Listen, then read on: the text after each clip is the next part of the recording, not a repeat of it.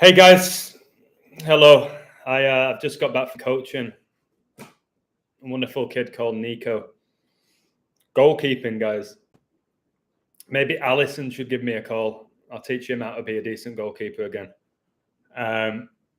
So hot, so hot. Just got home, made myself a sandwich, cheeky berries, large bottle of water, and I'm ready to ask a few questions to you guys, and I'd love your responses.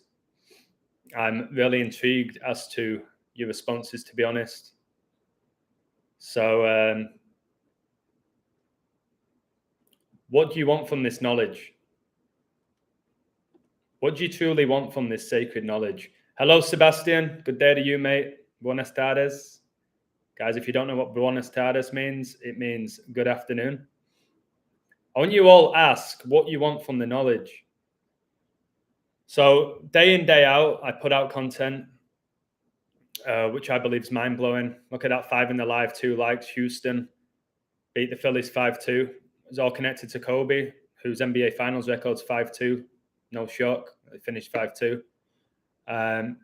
Hey, Paul. I put out all this content day in, day out on the website, on YouTube, on Twitter. But I want you guys to ask yourself, I have over 6,000 subs now, which is a decent amount. It's not great, but it's all right. So there's 6,000 people intrigued enough in my work to want to subscribe to it.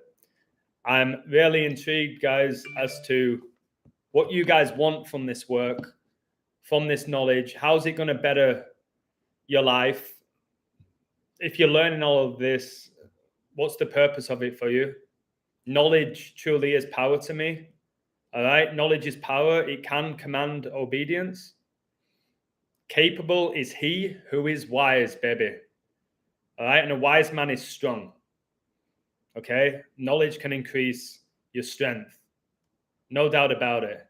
So why I do what I do now is to reveal the deception. It's to get closer to God. It's to help people see through Satan's lies. All right.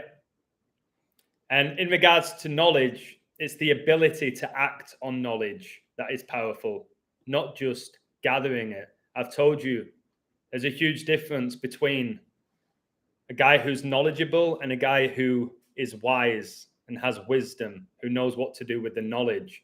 I think a lot of people who gather this knowledge, they're just using it on sports. And I've told you this now because I've been through all of that.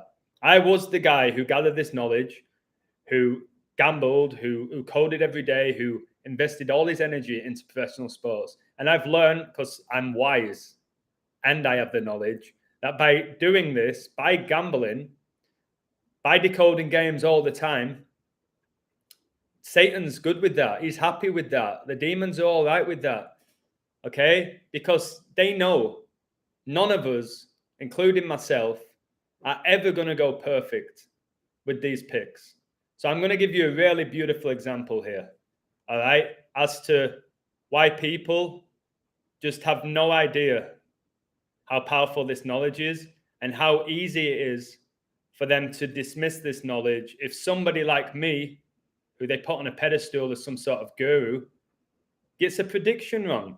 Again, I'm competing with the supernatural, it seems here, or the Matrix.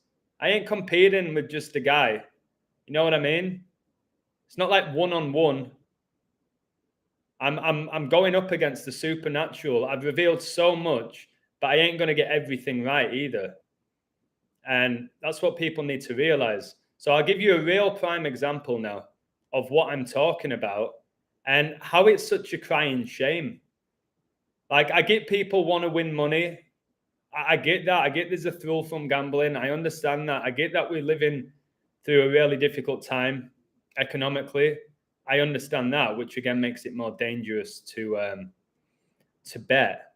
But I predicted, and I was wrong here, I predicted that Liverpool were going to beat Leeds, and I predicted that the Leeds coach would get fired. People will ignore the fact that I predicted Scott Parker's sacking, got it right. Tuchel sacking, got it right. Gerrard sacking, got it right. All right, I predicted the Leeds coach to get fired. I thought that Liverpool were going to get to 19 points, keep Leeds on 9 for Queen Elizabeth's funeral. I just talked about Brady getting divorced, who was the 199th pick. So I had all the numbers as to why I thought Liverpool were going to beat Leeds. And I got it wrong, and well done to Alto. He called Leeds to win. But since then, this is what I do. I don't let it get me down. Look at that 18 in the live 6 likes. Gerrard made his debut for Liverpool at age 18 and 6 months. And 9/11 occurred exactly 18 years and 6 months before coronavirus was declared a global pandemic. So all these 4-4-4s, all right, all the fours that I'm raving on and on and on about, much love to Decoding Odds, all the fours I go on about, and then you have Liverpool drop to 4-4-4 in the league. A span of exactly 444 weeks after Gerrard slipped. A few weeks after, he said, let's not let this slip regarding the title. All right? Gerrard, who won number 4 for England, scored the 4th goal against Germany in that 5-1 win 10 days before 9/11. Today, you've had number 10, Rashford, score in a 1-0 win 1 day before his birthday, which is Halloween. And yesterday, you had the Leeds player, number 10, all right, score the winning goal in a 2-1 win 1 day before his 21st birthday. You think there's nothing to that? There is. Ten Hag, how many 1-0s has he had this season? I told you, look out for Man United to win a lot of games 1-0. How many has he had? Ten Hag. Many. Okay? Many. And that Liverpool code, guys, like Leeds, the goal difference now is -4. Number 4, Van Dijk, his winning streak came to an end. He was captaining them. Leeds took the lead after 4 minutes. Gerrard's slip was in April, the 4th month. Liverpool on 16 points, which is 4 times 4. So you've got all this stuff going on now in the world, and it's clear that these numbers dictate our reality. All right? It's blatant. Look, 26 in the live 6 likes. Pope Francis, the 266th Pope. My word. Today in the NFL, first game of the day was decided by 4 points. All right? Jacksonville Jaguars lost in London. In the UK gets you 4. And what do we have? The Broncos beating the Jaguars 21-17. The win by 4. And that Trevor Lawrence, who's so connected to Pope Francis, which I've shown you, he threw for 133 yards. Francis became the Pope 13-3. Football equals 133 in gematria. And we're told England came up with the concept of football. And that game, like I said, was in London with the +44 dialing code. Elizabeth, her jubilee lasted 4 days, which is 96 hours. She died at age 96. All right, she had 4 children, the 4 horsemen, Revelations playing out. And all I can do whilst I have this platform is let you know that, because it is. Now I want to use it to save my soul. Brilliant, Sebastian. I used this knowledge to wake up my mum and 2 brothers, tried to bet with it and lost $216, 6 times 6 times 6. God didn't want me betting. It doesn't. We know that gambling's Satan. I always bring up the roulette table. When you add up all the numbers, it's 666. And it is good. 30 in the live, 7 likes. England won the 1966 World Cup final on 37. Now it's, look at that. 31 in the live, 7 likes, 317, the 66 prime. They won it in 66, the year the Church of Satan was founded. I don't gamble. And I did for a while, and I won a ton of money. I ain't promoting gambling. Why I do what I do. I'm over, honestly, coding the games. I much prefer to reveal what goes on afterwards. I am showing you, through the gift of God, that we're living in a coded reality. How big is that? How enormous is that? That I'm showing you that I'm helping you see through the illusion of it all. If you're going to gamble and you are a middle-class person, what are you wanting from gambling? How much are you wanting to make? What are you wanting to buy with that money? How often are you expecting yourself to win? How much are you staking? Are you willing to bet in play?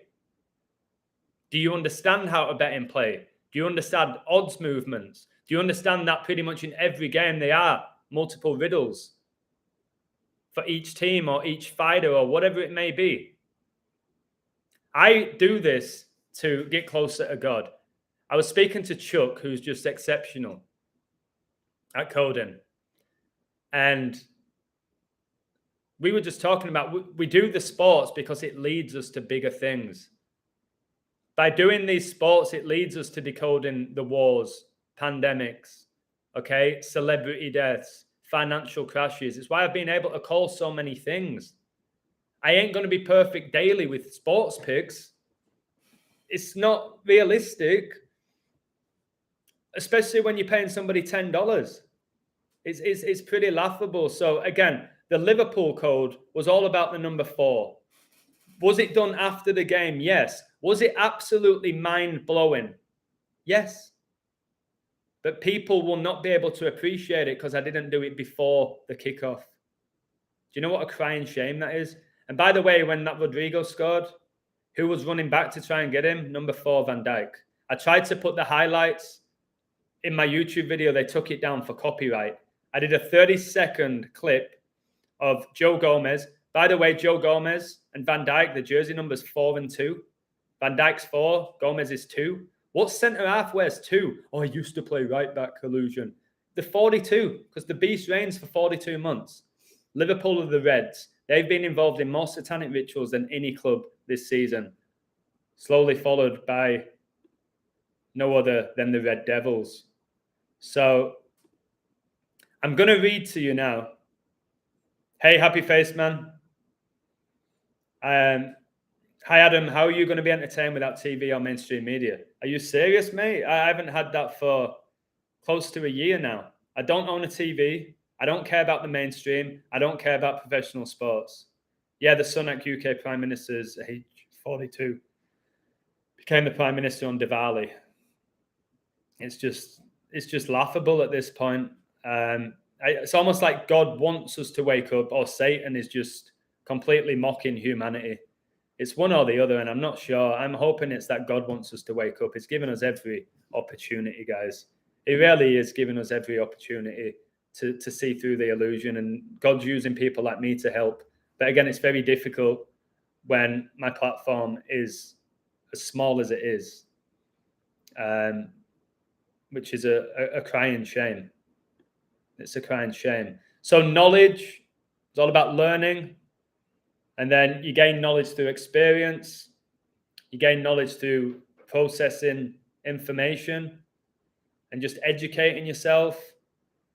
Most people want knowledge so they can find a solution or to be able to better analyze something.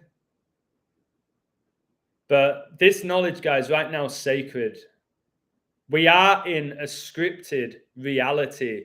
The anomaly of that is hard to comprehend. But it's revelation, guys.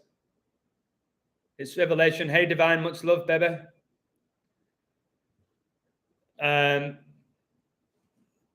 Neil, I don't think any of us see through everything. I don't think that's possible to see through everything. People say, no, Illusion, you're just woke. I'm more than woke. All right, I'm far more than woke. I'm decoding the matrix day in, day out and syncing everything up. Watch a major event take place at the World Cup. It's all building towards something huge happening at this World Cup. England clinched physical disability rugby World Cup with emphatic win in final. England 42 points, New Zealand 10. The beast reigns for 42 months. Satan gets you 10. It's your 52 points. 5 times 2 is 10. That's why Elizabeth became the queen in 52. All right, why there's 52 cards in a deck, 52 weeks in a year. Samoa 62, France 4. Just another 4. I decoded the Jerry Lee Lewis death thanks to help from both you and Joseph. You are both brilliant. So are you, Paul. Mag has had his channel taken down. Yep, my mate told me. The issue with Mag, I don't know how many times I have to say that. I love Mag. I think his work's fantastic. He makes me laugh and he shares a lot of knowledge and he reveals deception at a high level, but he must be getting done for copyright. He's always uploading videos or interviews. You can't do it. YouTube don't allow it. And he says things that are gonna get his video taken down. It's a crying shame. He should be able to say whatever he wants. But the thing that Mag says, he constantly says certain words that he must know by now that he can't say on YouTube. So there's a level where you've got to be like passionate about what you're doing and like not back down.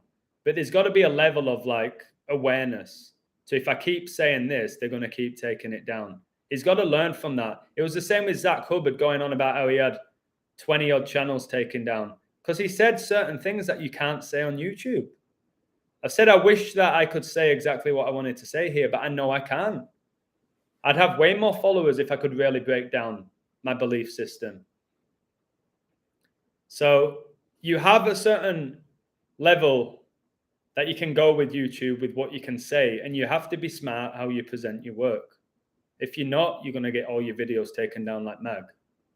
There are certain trigger words, and you should be smart enough to say, bam, he never misses, to realize that. But I like him. I share his work all the time on my website. I like Mag, but he's got to know better at this point. Getting a haircut 27 days after my last one. Haircut equals 27. My full name is 72, and I was born on 72. Date numerology and Society of Jesus is 72. I thought, is it 72? What cipher? Pope Francis became the Pope the 72nd day of 2013.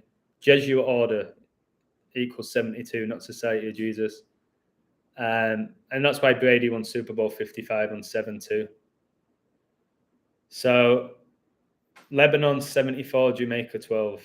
Just all these scorelines are ridiculous. Look again, guys, 44 in the live, 11 likes, 11 times 4 is 44. YouTube play with my algorithm. They always give me the same numbers. All right, they do it all the time, and I'm smart enough to see that. Fabian Delph has retired. Good. Awful footballer. Yet he still got to sign for Man City and play for England. And just off the charts. In regards to Delph retiring, why? He's not that old, is he? I'm sure he's younger than me. He's from Bradford. Delph's from where I'm from, Fabian Delph. He was born in Bradford, and I'm sure he's younger than me. Let me check.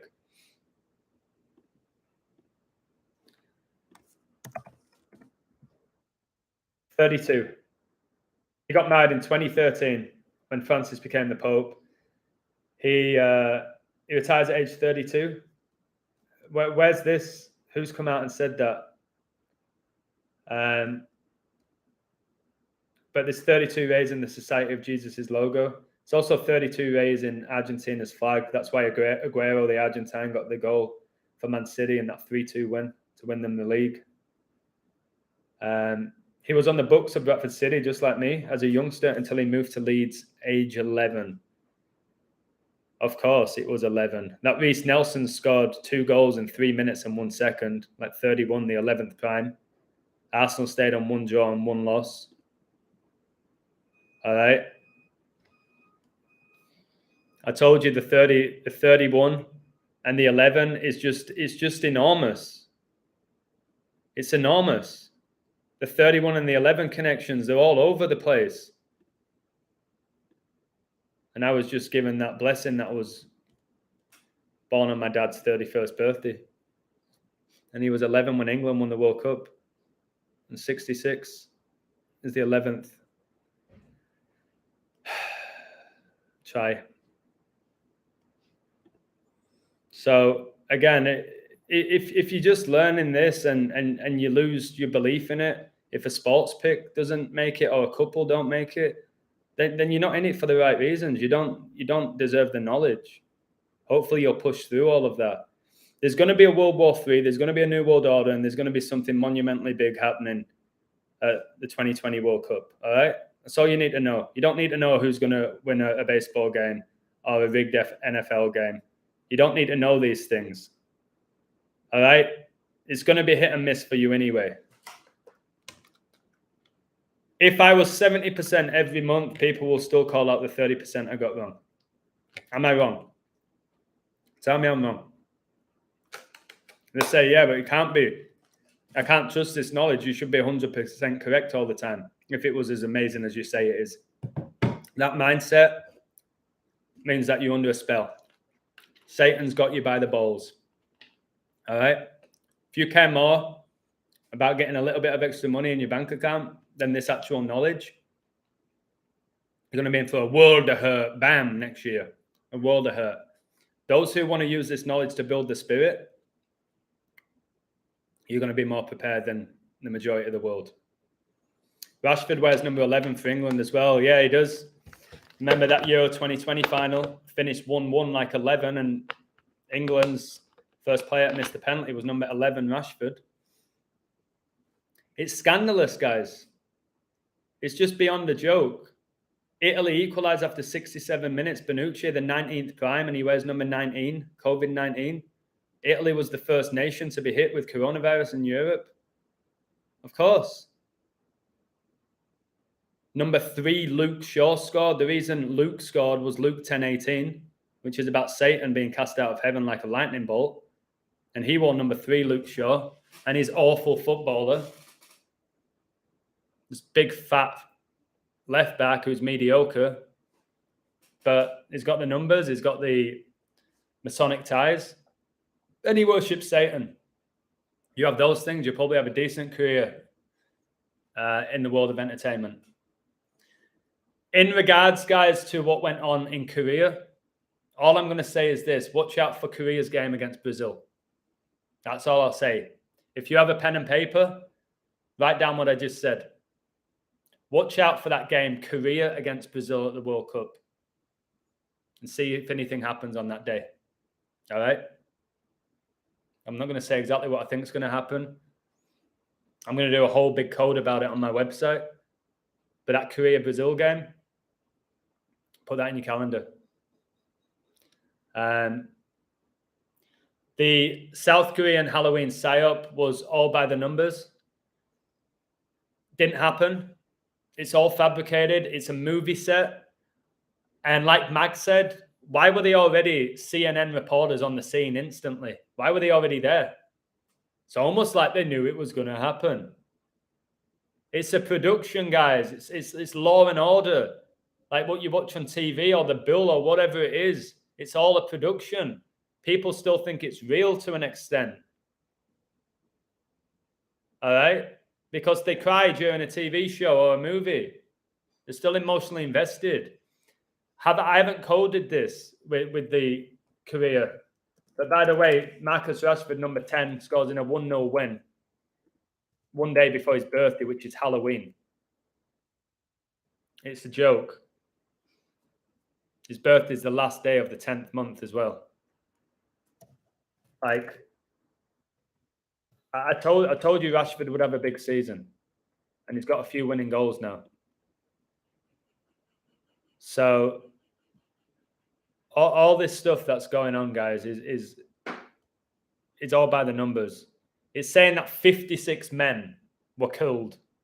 All right? 56 men. Society of Jesus, 56. Okay? We know how big the 56 is, guys. I'm not even going to get into it. If you know my stuff, you know how big that number is. Pope, 56. And it says 97 women died. How many people died during the Hillsborough disaster? 97. What year did Diana die? Whose middle name was Francis, who died in France, Princess Diana. 97. 97 is the 25th prime. How old was Elizabeth when she became the queen? 25. All right? It's just a joke. It's saying 153 were killed. That's the 17th triangular number. Modern day Freemasonry founded 1717. So it's beyond a joke. All right, what they're doing, they put these numbers out there. This is what you've got to learn. Thank you so much, Brian K002. Appreciate it, mate. What's the entertainment without TV for people? I think that completely varies on the individual and how much they are engaged with the TV and the mainstream. So that's a difficult question for me to answer. I would say spend more quality time with your family, create your own entertainment, learn new skills instead of watching other people on TV perform, like on your Britain's Got Talent and stuff like that. Learn new skills, work out,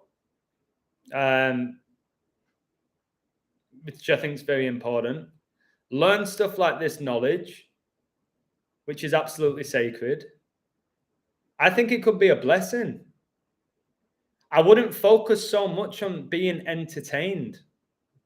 Remember, that's what they do. Are you not entertained? It goes all the way back to the Colosseum, where people are literally fighting to the death in the Colosseum, the gladiators, and people cheering it. What we do now is watch people in UFC and boxing, and we get a thrill on watching somebody get knocked out or getting their ankle snapped or their eye closed. It's real sad. So yeah, I would focus more on gathering knowledge than being entertained, to be honest. All right. Entertainment, it is essential at times to escape your reality. If you're living a mundane lifestyle, you want to escape it. It's called escapism. And people will escape by watching celebrities on their screen who they don't even know, and they get connected with them. It's not a real connection. It's an illusion. It's deception. It's Satan. What I would say to you again, Brian, is get rid of your TV or test yourself not to watch it for 1 month. So that is a long time if you're used to it. Try go 1 month without watching TV and literally don't turn it on. And tell me if it changes your life for the better, or if you're so hooked on it that it's such an addiction that you can't live without it. Test yourself. For me, getting rid of my TV is one of the best things I've ever done in my entire life. And it's not an exaggeration. You're getting indoctrinated by it. Your frequencies are low. You're being deceived. And you're being entertained by Satan, those who work for him. Ohio State defensive player number 44 had 2 sacks, a fumble recovery, 2 interceptions, 1 return for a touchdown. They won by 13, and the score was 44-31. Just phenomenal. You see the fours. It's the death number. It's the death number for me, that 4. And it's the 4 horsemen. And the 4th horse in the 4th horseman of the apocalypse is death. All right, that's the 4th horse. So people say spend more time praying. For me, praying, it takes a while to get used to it at the beginning, especially if you've not grown up with the belief in Jesus. Praying can be challenging. But yeah, I pray now. I don't necessarily do it every day or at a certain time. But I think the power of prayer is powerful, especially if you're doing it for the right reasons and you're not praying to win 10 grand and hoping that the Patriots win. Okay? That you're using it for the right reasons, the power of prayer. Often praying to help others rather than yourself. Halloween, I may do a video about it tonight, about what it really is, this pagan celebration, and how letting your kid dress up as a demon or a little devil is you being deceived by Satan. You're going to think it's innocent entertainment because you're being programmed to believe that. All right? It's no joke playing around, dressing up as a demon, all right? As a ghost, as a witch. These things exist. All right? All you're doing there is feeding. You're feeding Satan. And again, you'll have a 4-year-old walking around in a devil mask, and it's just cute, isn't it? Is it? I'll never celebrate Halloween ever again. I'll never celebrate Christmas. I'll never take part in Valentine's Day. I ain't asked about my birthday. Every day is a blessing for me. I'm not bothered about it. All right, but a lot of people are. And I can see why through the programming. through the programming. I can see why so many people love Christmas and love the birthday and love Halloween. All right. We're entertained by dark entities. How many people are entertained by like Freddy Krueger and Jason, Nightmare on Elm Street, these type of movies? Final Destination, I Know What You Did Last Summer. We're entertained by it. We're entertained and intrigued by serial killers when most of them never even existed. Why? Yeah, I'm going to read out the United code here. Big shout out to Chuck. And then I've added to it this United code, posted it on my Twitter. And it's going to blow your mind. If you won money on it, people will go, what an incredible code. Exceptional. That's perfect, Illusion and Chuck. Wow. When you present a code that somebody didn't win money on, people don't really acknowledge it. It's a crying shame. So this Man United West Ham game, number 10, Rashford scored the winning goal in a 1-0 win like 10, one day before his birthday, which falls on Halloween. Satan equals 10. Rashford's so connected to Satan. And if you notice recently, Rashford looks very unhappy. He's realized his soul, and he looks miserable. All right? Maybe he has somewhat of a soul left in him. Rashford's aware that it's not worth it, what he's done. You can see that. So today was 9 months, 1 week and 1 day since Man United last beat West Ham, 9-11. Remember Ronaldo made his second debut for Man United on 9-11 like I said he would, and he got his 119th goal for the Red Devils. Well, the Queen died 911 days after coronavirus was declared a global pandemic. I always tell you how Elizabeth was born on the 111th day of the year, and 9/11 occurred with 111 days left in the year. And Ronaldo was born on 2/5/1985. You add up those numbers, it's 111. And this winning goal today by Rashford was after 38 minutes. Death equals 38, murder 38, RIP 38. Everything's indicating that there's going to be mass murder next year, by the way, according to Gematria. And this winning goal was scored after 38 minutes, exactly 38 weeks from the last anniversary of the Munich air disaster. All right?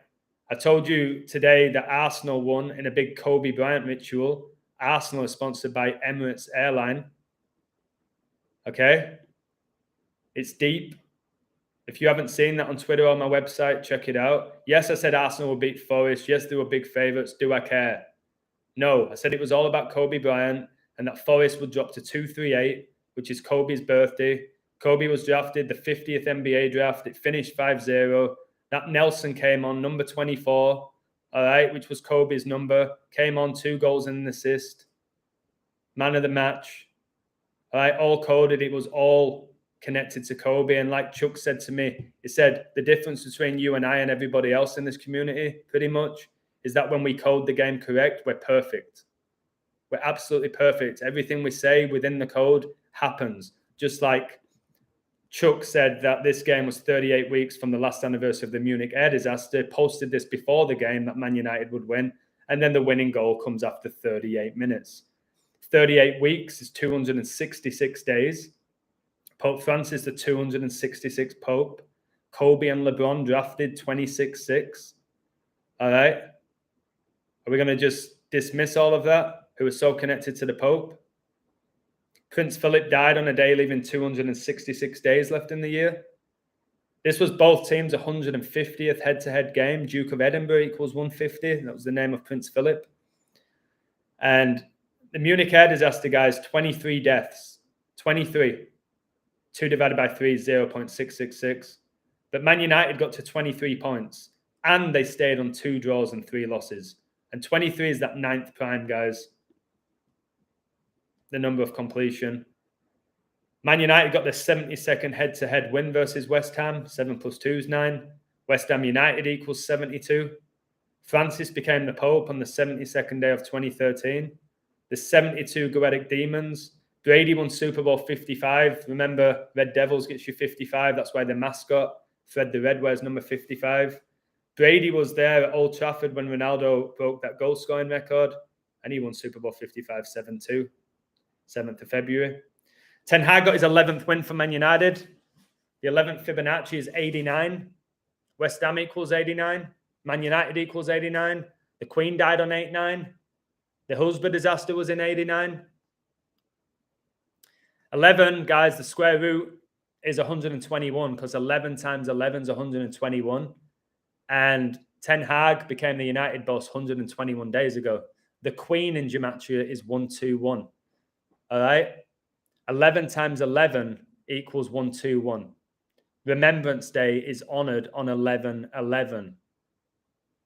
The 11th triangular number 66. Queen Elizabeth equals 66. Nobby Stiles. All right, this was his death anniversary today. He won the World Cup in 66. What number was he wearing? What number was he wearing, Nobby Stiles? 4. 3 lines on a shirt and Nobby's dancing. Ten Hag got his 293rd all-time win, the 62nd prime. Today leaves 62 days left in the year. All right. Elizabeth became the Queen 6-2 in 1953. 1953 is the 62nd triangular number. Queen Elizabeth became the Queen 1953, and West Ham just got their 1,953rd all-time loss, 1953. Moyes, who was an ex-coach at United who replaced Fergie, both Scottish, connected to the Scottish Rite Freemasons, he got his 62nd all-time loss as West Ham boss. The Munich air disaster, which was so synced up with all of this, guys, occurred on 6/2. All right? Nobby Stiles died exactly 2 years ago. 2 years ago is 24 months. 24th prime's 89. Like I said, Man United's 89. Queen died on 8-9. 24th triangular number's 300. Manchester United Football Club equals 300. Check out the movie 300 and the symbolism in that. Nobby Stiles have 311 league appearances for Man United. 311, guys. 3:11 p.m. is the 911th minute of the day. And like I said, or Chuck said with this one, this game was 9 months, 1 week, and 1 day since Man United last beat West Ham, and Queen Elizabeth died 911 days after coronavirus was declared a pandemic on 3/11. Neo from The Matrix, his passport ran out 9/11/2001, and Neo from The Matrix was born 3/11. 3/11 is the 64th prime. Munich air crash was 64 years ago. The Twin Towers equals 64. Buckingham Palace equals 64. It's interesting, Bill Gates was born on a day leaving 64 days left in the year. Styles' death was 20 months, 1 day to Ten Hag becoming Man United boss at 2:01. Jorge Mario Bergoglio equals 2:01. The Jesuit order equals 2:01. 24 months since Nobby Stiles died, guys. 24 days between the Queen and Nobby Stiles' birthdays. And if you want to know who assisted number 10 Rashford, it was number 14 Ericsson. 10 plus 14 is 24. All right?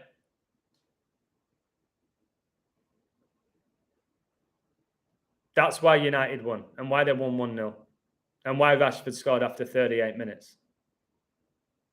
All right? And why West Ham got their 1,953rd all-time loss. 60-second try. And why Moyes got his 60-second loss for West Ham. And why Ten Hag got his 293rd career win, the 60-second prime. All right? That's why. That's perfect. That's perfection. But there'll be plenty of codes that I get wrong. Our Chuck gets wrong. But at least what we're doing, we're trying to wake people up. And most people are never going to wake up. 10 Downing Street, all about Satan. As I have 55 in the live, 10th Fibonacci and triangular number. So, again, let's go back to what I was talking about. What do you want from this knowledge? If you sign up to my website, or if you have signed up to my website, what are you wanting to gain from this? Why do you support my work? Why are you in my live stream right now? Why do you share my work? What's the purpose of watching me? and listening to me talk and reading my codes. Why? A big thing is knowing why you do something. Why? Why do you support my work? Or if you dismiss my work, why are you so dead against dismissing it? I'd love to know. Because for me, knowledge is power, guys. It means that a person has education and complete control of his life to an extent by using that knowledge. All right. Educated people, they can easily handle things in their life. If you're uneducated and you're naive and oblivious and unaware, it's easy for people to manipulate you. And you'll go through your whole life just basically living in a bubble. So I got called a nutter when I shared this to a group. That's the problem. Those who speak genuine truth are going to be called crazy. Do you know what I mean? What's crazy is dismissing it. That's the reality. What's truly crazy is dismissing this knowledge and the fines that I do, or 6079, or Alto, or Chuck, or whoever it may be. There's too many people to say. To dismiss it so easily just shows me that people are deeply, deeply under a spell. Is waking people up the toughest job? It's not necessarily on me to do that. It is really hard. I don't know if we've been chosen, if a certain amount have been chosen to accept this. And whatever you say to other people, they're never going to get it. I don't want to think like that, because that will decrease my motivation to do what I do. And I have woken up many people who used to call me crazy. So I think when you go out of your way and you really doing all you can to wake people up all the time, and it's frustrating you, maybe we're forcing it a bit too much. But yeah, I don't know what more I can do. And I believe that decoding these pro sports is detrimental to an extent for why I do what I do at this point. I think it's more detrimental than actually inspirational. Thank you so much, Amy Parker, for the 1999. All love. I've already had a vast amount of knowledge and intellect with the woke spiritual wave. But how do you go about having this information and continuing with life? I'm on the Air Force and trying to finish my bachelor's. Okay, Amy. For me, what really helped me was finding Jesus Christ. And I don't want to force this down your throat. So at the beginning of my awakening, the knowledge was too much for me. It was really hard for me to process. I got called crazy. I got told to just stop. And I got consumed with it. I even questioned it, thinking why this doesn't make sense. If it was so legit, it'd be more consistent. But for me, I really believe Revelation's playing out and it can't be stopped. But I believe you can at least be aware of it, and it's going to help you during it. And for me, I just think every single day, the more knowledge I acquire, the more powerful my spirit becomes. I see through the matrix. Nobody can manipulate me. I stick up for myself. If I disagree with somebody, I'll tell them why. And I'll often have really good reasons as to why. I won't just do something because it's the right thing to do. I stick to my guns. It builds my spirit up daily. And I've inspired many people. And listen, Amy, if you can inspire one person with this knowledge, you could change that one person's life. It can be lonely with this knowledge, but again, we have this community. The more knowledge you acquire, the better you become at sharing the knowledge. And then you can connect with people, like-minded people, and that's what it's all about. If we're surrounding ourselves with people who are constantly dismissing this work, it can make you doubt it and make you think, what's the point? And then if you think, what's the point? You just go back to your old ways of being back in the matrix because it's easier. You've got to ask yourself, do you want your life to be easy or do you want to be challenged? I love to be challenged, Amy. And good luck with your bachelor's. I hope that you are actually learning a lot, because I know a lot of people study at university and they come out of it and they don't actually learn anything of significance. So best of luck to you. Chuck's in the live stream, who's just phenomenal. at what he does. And I would say there's a lot of people in this community who I communicate with and I have amazing relationships with.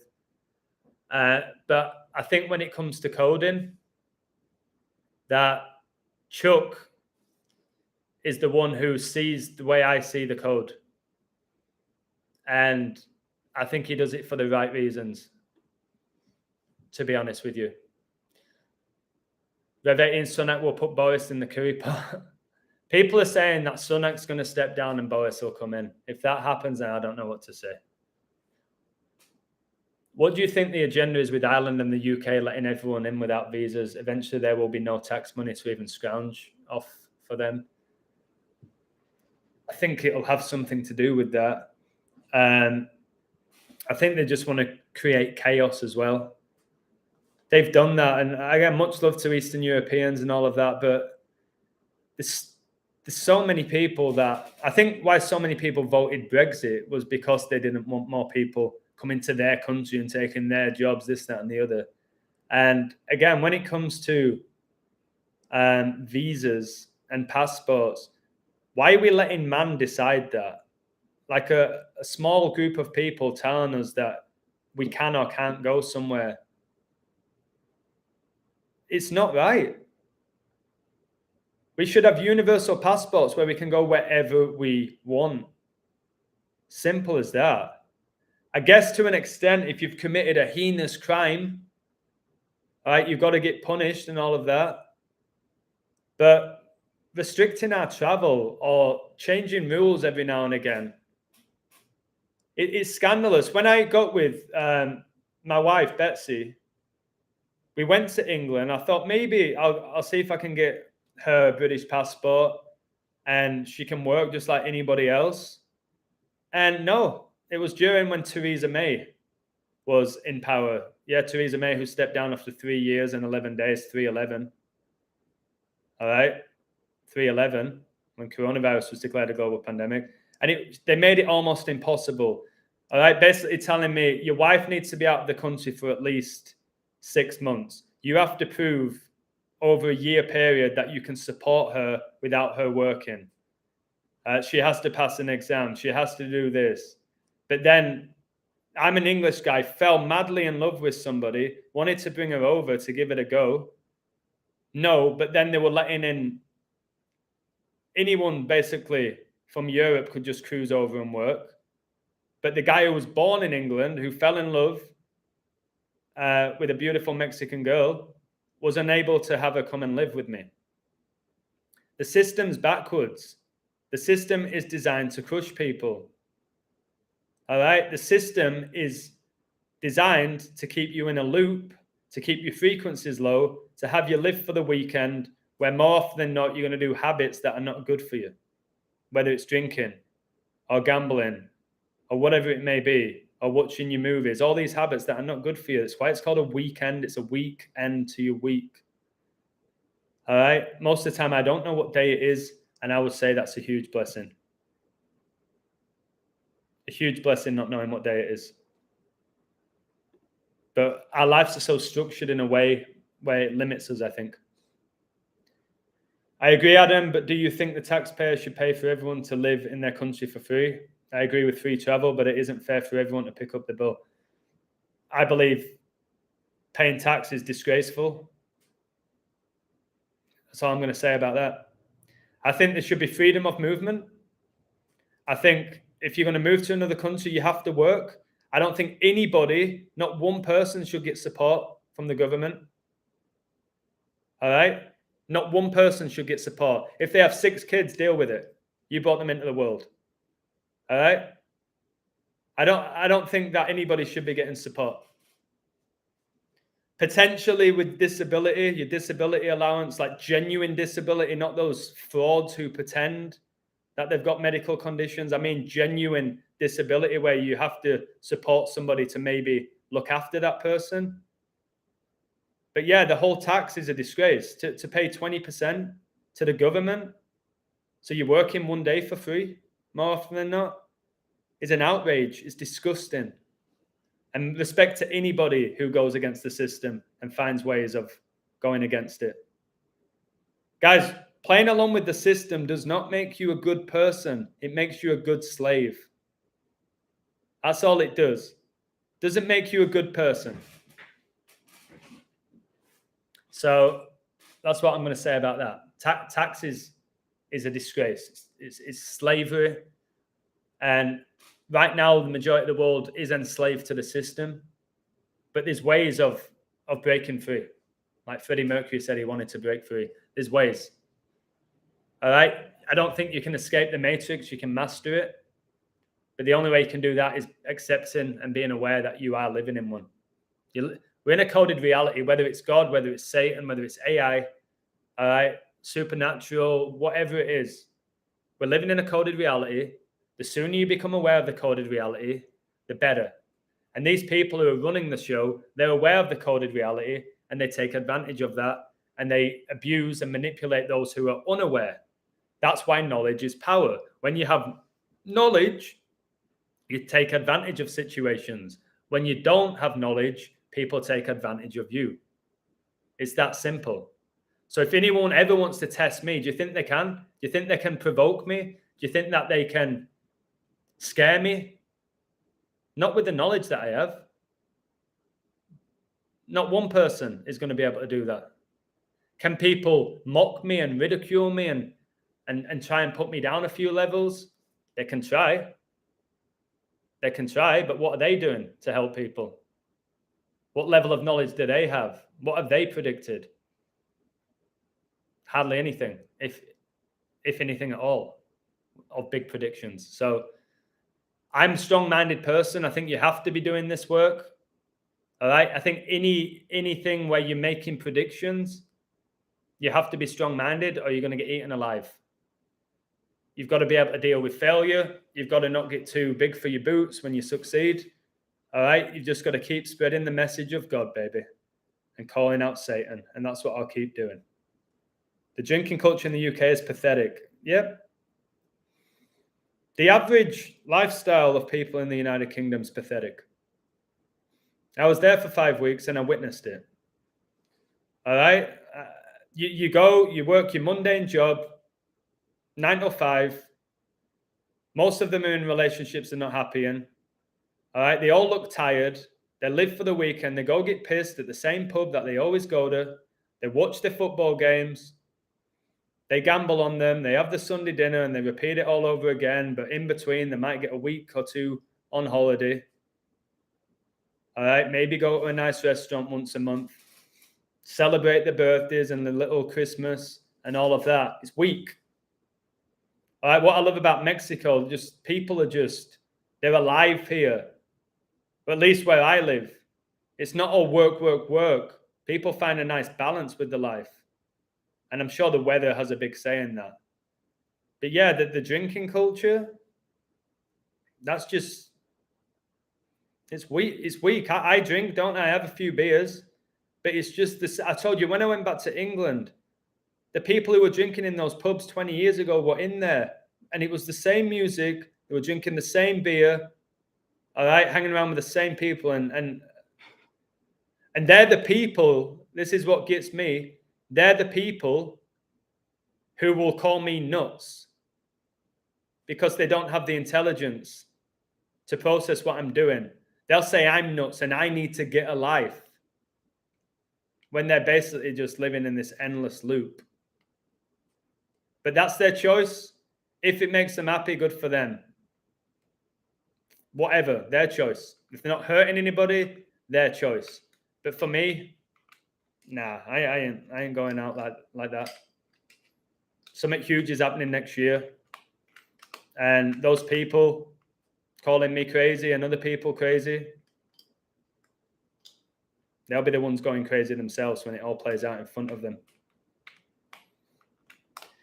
It's weak, yeah, but it's also somewhat secure compared to other cultures. That lifestyle you explained there would be a lottery win to millions. Well, that shows you how weak humanity is, if that is a lottery to millions of people. I get what you mean. In England, like the average person's middle class. They have a house, they have a car, they always have food on the table, they have access to electricity, internet. All right, they can pay all of that and occasionally go out. All right, I'm not dismissing that. All right, I'm not hating on that. But imagine when these middle class people become the lower class. That's what's going to happen. It's been designed that way.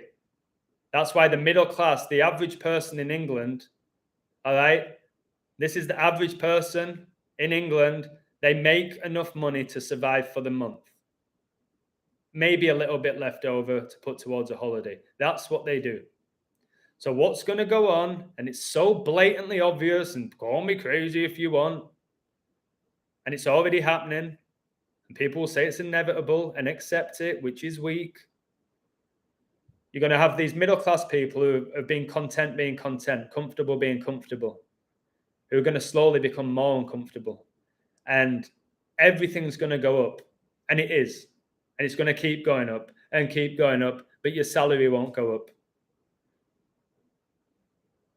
The only thing that's going to be going up are the prices. Your energy levels are going to be going down. All right? Your workload's going to be going up. Your salary is going to stay the same. They won't drop it. They'll keep it the same.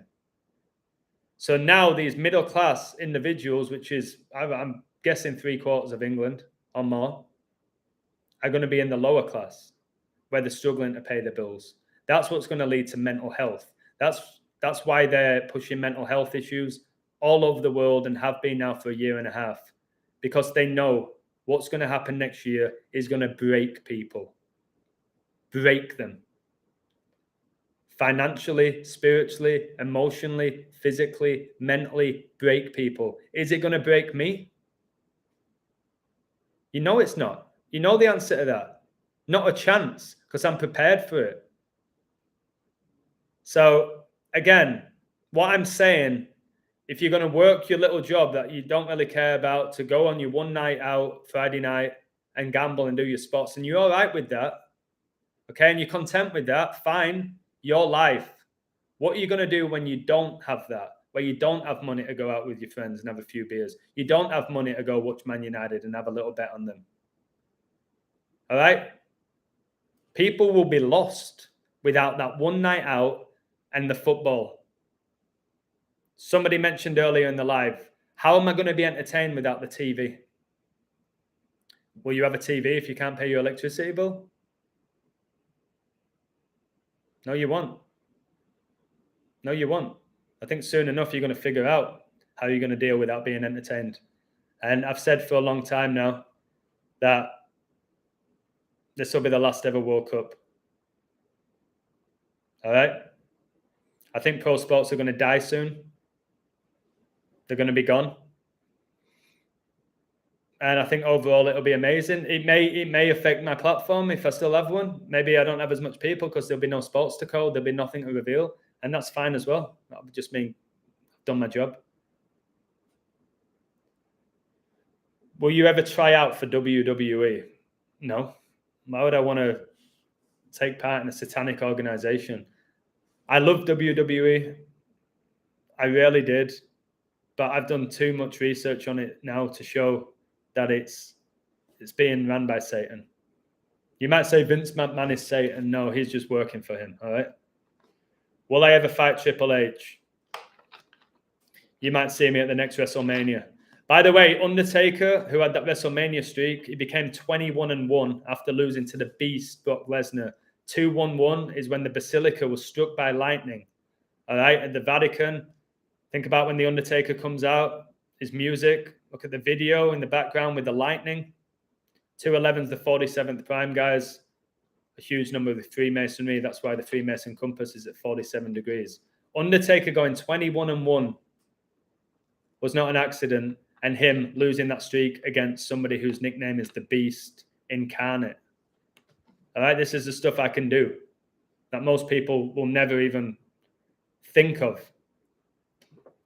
They'll just think The Undertaker was an icon. He always stepped up in the big fights like it's real. People used to tell me that. Undertaker's just got that winning mentality at WrestleMania. Really? Winning mentality in sports entertainment where the outcomes are predetermined? Undertaker even got told the morning of that WrestleMania against Lesnar. That's when he got told he was going to lose. So why are you coming at me telling me that Undertaker has that big match They call it Big Match John with John Cena. Oh, it's Big Match John. Really? Big Match John? Like it's legit? Like he's won because he's up for it? Like it's not already been scripted for him to win? WWE, guys, it's the same with all these sports. Sports entertainment, and it's all satanic. If you're on my website, guys, I will look into that baseball game. All right. I had Phillies game 1, Houston game 2. My gut's telling me Houston are going to take game 3. But I don't know. I would say my sports picks over the last week have been very average. But my level of coding is just, in many other ways, it's like this. My sports picks this week, average. If you're signing up to my website for sports picks, don't bother. Don't bother. If you're signing up for the knowledge and the community, sign up, support my work. If you come in because you think you're going to get rich from me, don't bother. Please keep that $10 to yourself. Also, if you are on my website and you're there only for the sports picks, next month, don't bother renewing it, because I'm going to take my work to a different level now. I have this phenomenal gift. All right. Things are going to come out and be revealed, like the Queen dying 96, 2 years after I said she was going to die. That was big for me. But the other stuff that I'm going to be making predictions about and it coming off, you're going to be glad that you support my work, that you saw it before it happened. All right. So that's a little disclaimer for you there. I ain't going to give my energy to these games every single day for you to probably profit a little bit at the end of the month. I ain't playing Satan's game. I know, guys, I'll always have enough people on that website. I know that I coach. I know I teach. I know I turn down work. I ain't worried about that. So I'll say this to you one more time, baby. Woo, woo, woo. If you come in to pay me $10 expecting to get rich, keep that $10 and go buy yourself a pint and a bag of crisps at the local pub. Lucian, thoughts on Banksy? Don't know enough about Banksy. It's funny, he's got bank in his name, and we're talking about the economic crash that's on its way. And we know all about the banks and how they survive off debt, and they're giving you fake money that doesn't exist, all right, and then charging you interest, which is actual genuine money that you're making. Money is currency. Currency is energy. The system's a joke, all right? Never take out a loan. Never take out a loan. If you're taking out a loan, you're buying something you can't afford to buy. All right? So don't bother.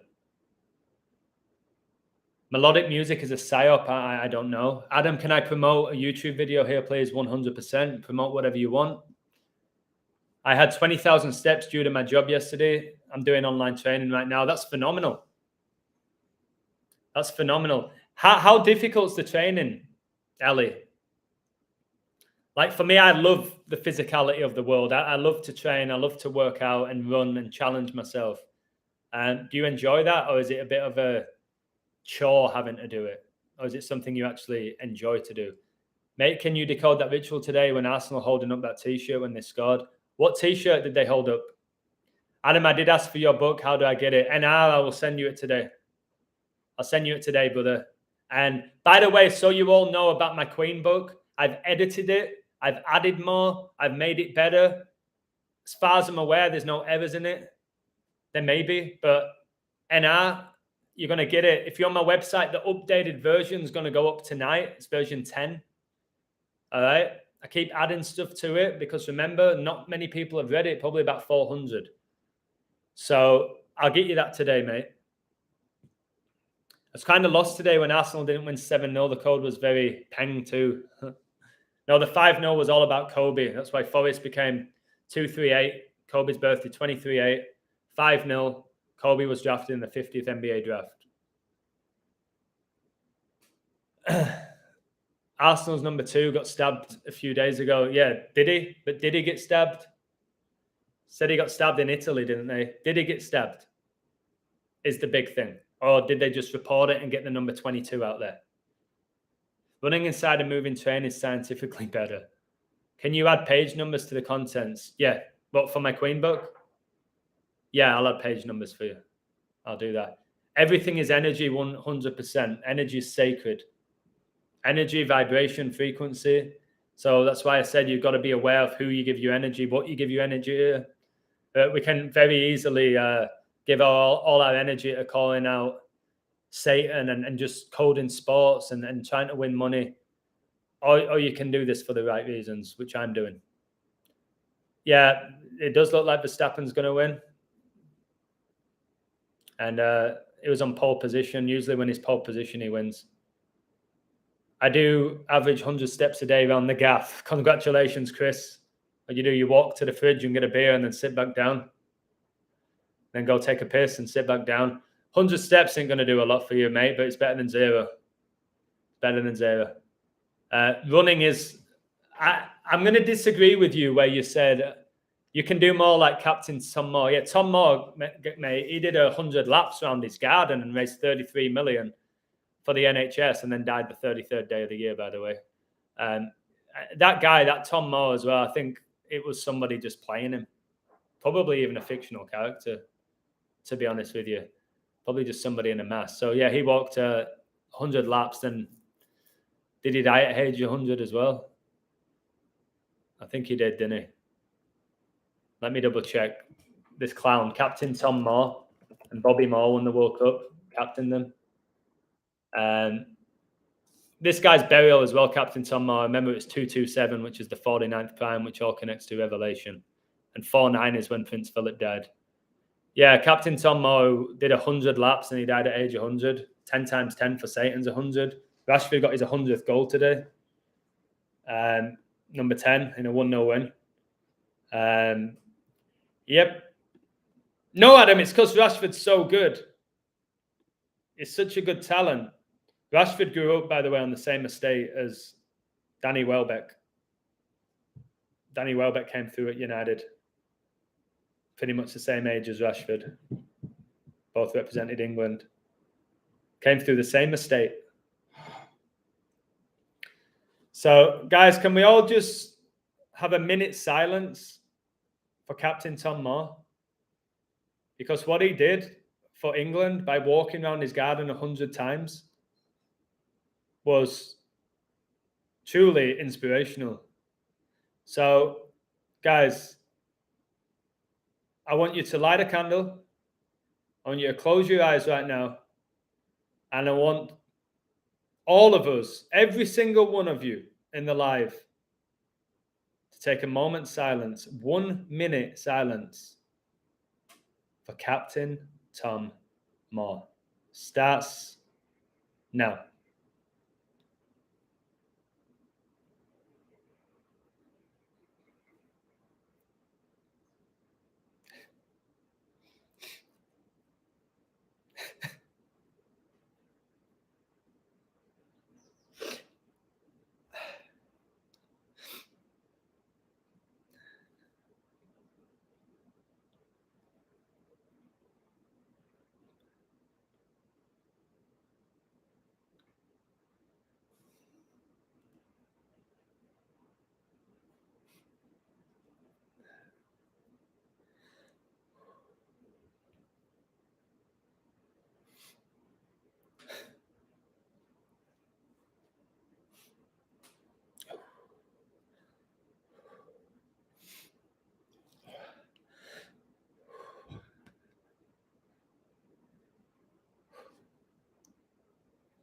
Okay.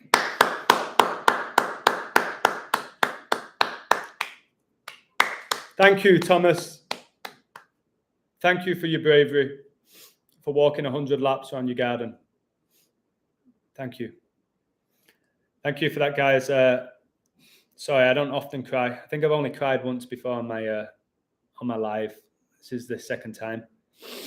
But he was a really good guy, man. What he did for us, and yeah, just thank you, Thomas. Thank you. I like Joseph's response. How's life, Joseph?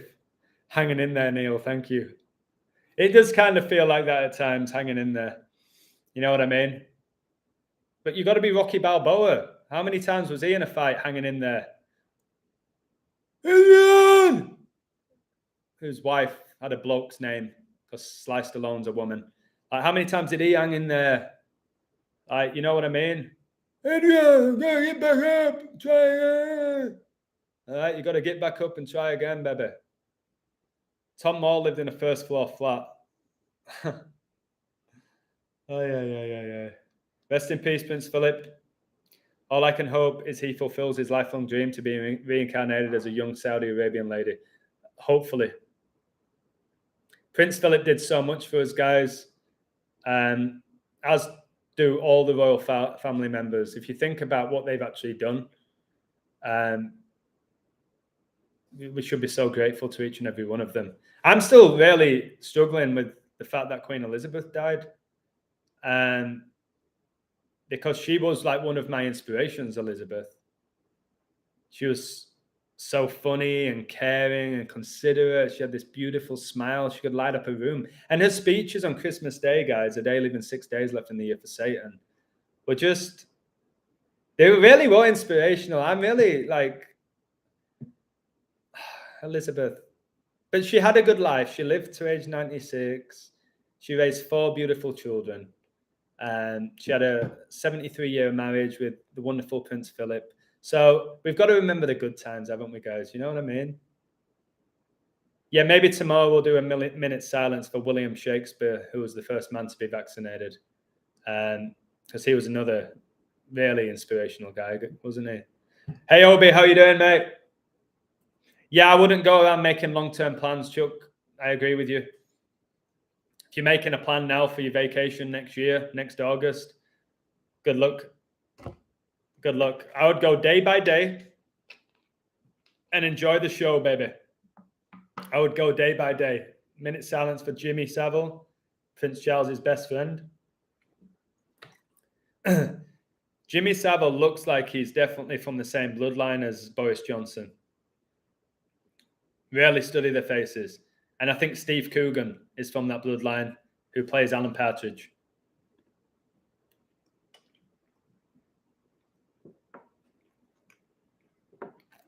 I really do believe that.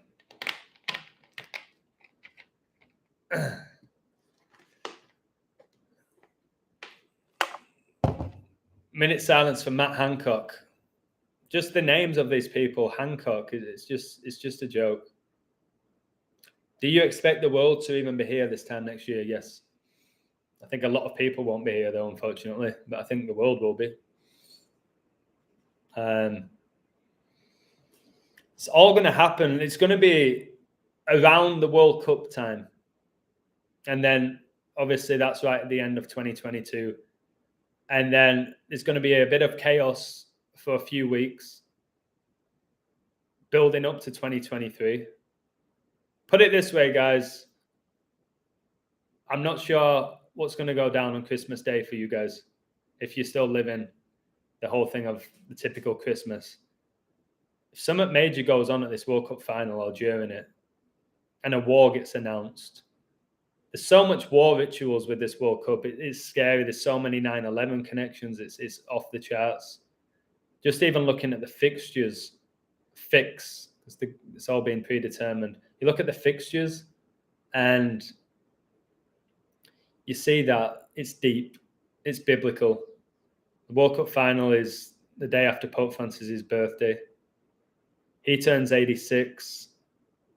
I've told you to look into that decode that I've done about the Batman movie, where there's a big in the stadium whilst number 86 has the ball in his hand.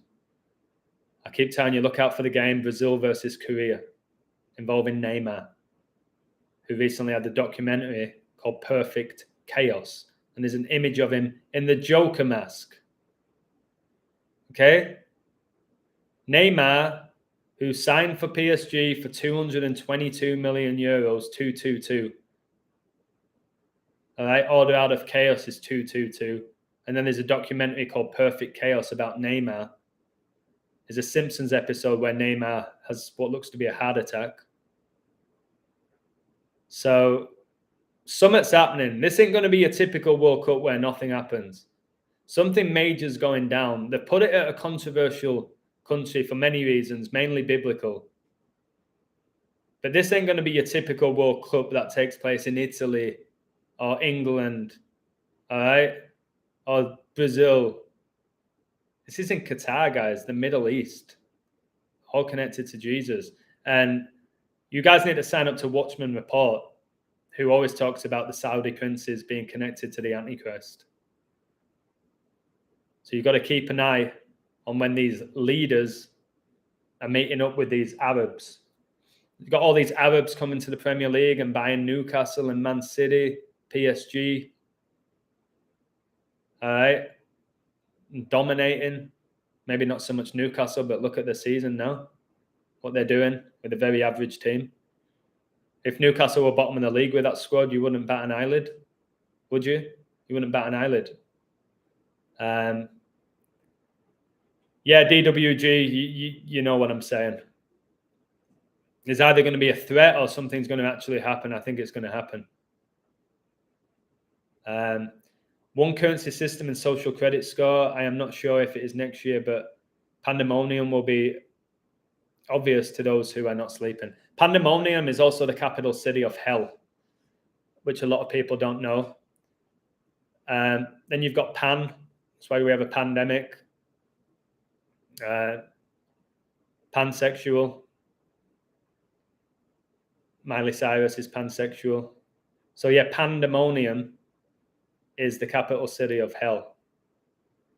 And it is all going to be chaotic. But if you're aware of what's about to happen, it doesn't mean you're going to be completely like okay with it all. It's still going to be insane. But if you are oblivious to it, if you truly are oblivious to the possibility of a social credit score, the possibility of World War III, all right, the possibility of an economic crash, the possibility that the supernatural is controlling this realm, if you're completely dismissing all of that, then you're going to be in for the shock of your life. I work overtime for you all because if I can help one person every day, my word, what a blessing, eh? For me and for that person. So all the stuff that's gone on in the world, and people are still oblivious to it because they're stuck in their little matrix, and they can go to sports games again, and they can go to concerts again, and maybe they don't need to wear a mask now, and maybe this, that, and the other, they can travel now and there's no restrictions. All that was a distraction from what's going to play out with Revelation. All right? They've intentionally made everything insane. Slowly but surely, God is back to a level of normality that people have almost forgot about what they had to prolong for a year and a half, to where they now feel like we are okay, to absolute pandemonium and chaos like we've never experienced in our lifetime. How's the average person going to deal with that? They're going to suffer with mental health issues. Their spirit will be so weak. And it's tragic to an extent, but again, according to the Bible, it's the minority in regards to the amount of people that are going to wake up, that are going to find God. There's only going to be a small amount of us. So we have to be aware of that we aren't going to wake up our mum, dad, brother, cousin, wife, our children. We ain't going to do that. That ain't going to happen. Just be blessed that you have woken up. Speak to like-minded people. Be a good person. You can share this knowledge, but there's many that they'll never, ever get it. They'll never, ever get it. And they're not supposed to get it. We're not all supposed to comprehend this level of knowledge. It is intense. All right, you have to be a special type of person to absorb this knowledge, respect the knowledge, and accept the knowledge. And most people don't have that capability because they've been deeply programmed and maybe God hasn't given them that gift. Sending you love and peace. Thank you so much, South Holland. I'll give you that back in abundance. Much love to you. Thanks for always supporting me. And you know I love that 199 number because it reminds me of my dad who lived at 199 Valley Road. Can't make it up. You just can't make it up. So thank you for that. Appreciate it. 22 people got, I can't even, they don't let you say this term. So during the I don't know, I'm going to say it. 22 people blew up in Manchester, and this year was the court hearings in the year 22. That wasn't a sports stadium, but it was an arena, and crashed. 22, Diana and Anthony Hubert, 22. Nice. That incident, I've got a video about it, Chris. Was that with Ariana Grande's concert? I've done a video about it. In regards to the population growing, did it? When they give you numbers about how many people are living here, all right, can we really believe it? When Bill Gates told us this 7.9 billion, is there a way of tracking that? 79 is the 22nd prime, by the way. So all I know is that most people that I speak to now around my age, they don't want to have children. They don't want to get married. Okay? So them telling us that the population's going up, I don't believe it for a second. When they tell us we don't have enough space for the amount of people that are now living, that's a lie. Saying we don't have enough food, that's a lie. Saying we don't have enough water, that's a lie. All lies.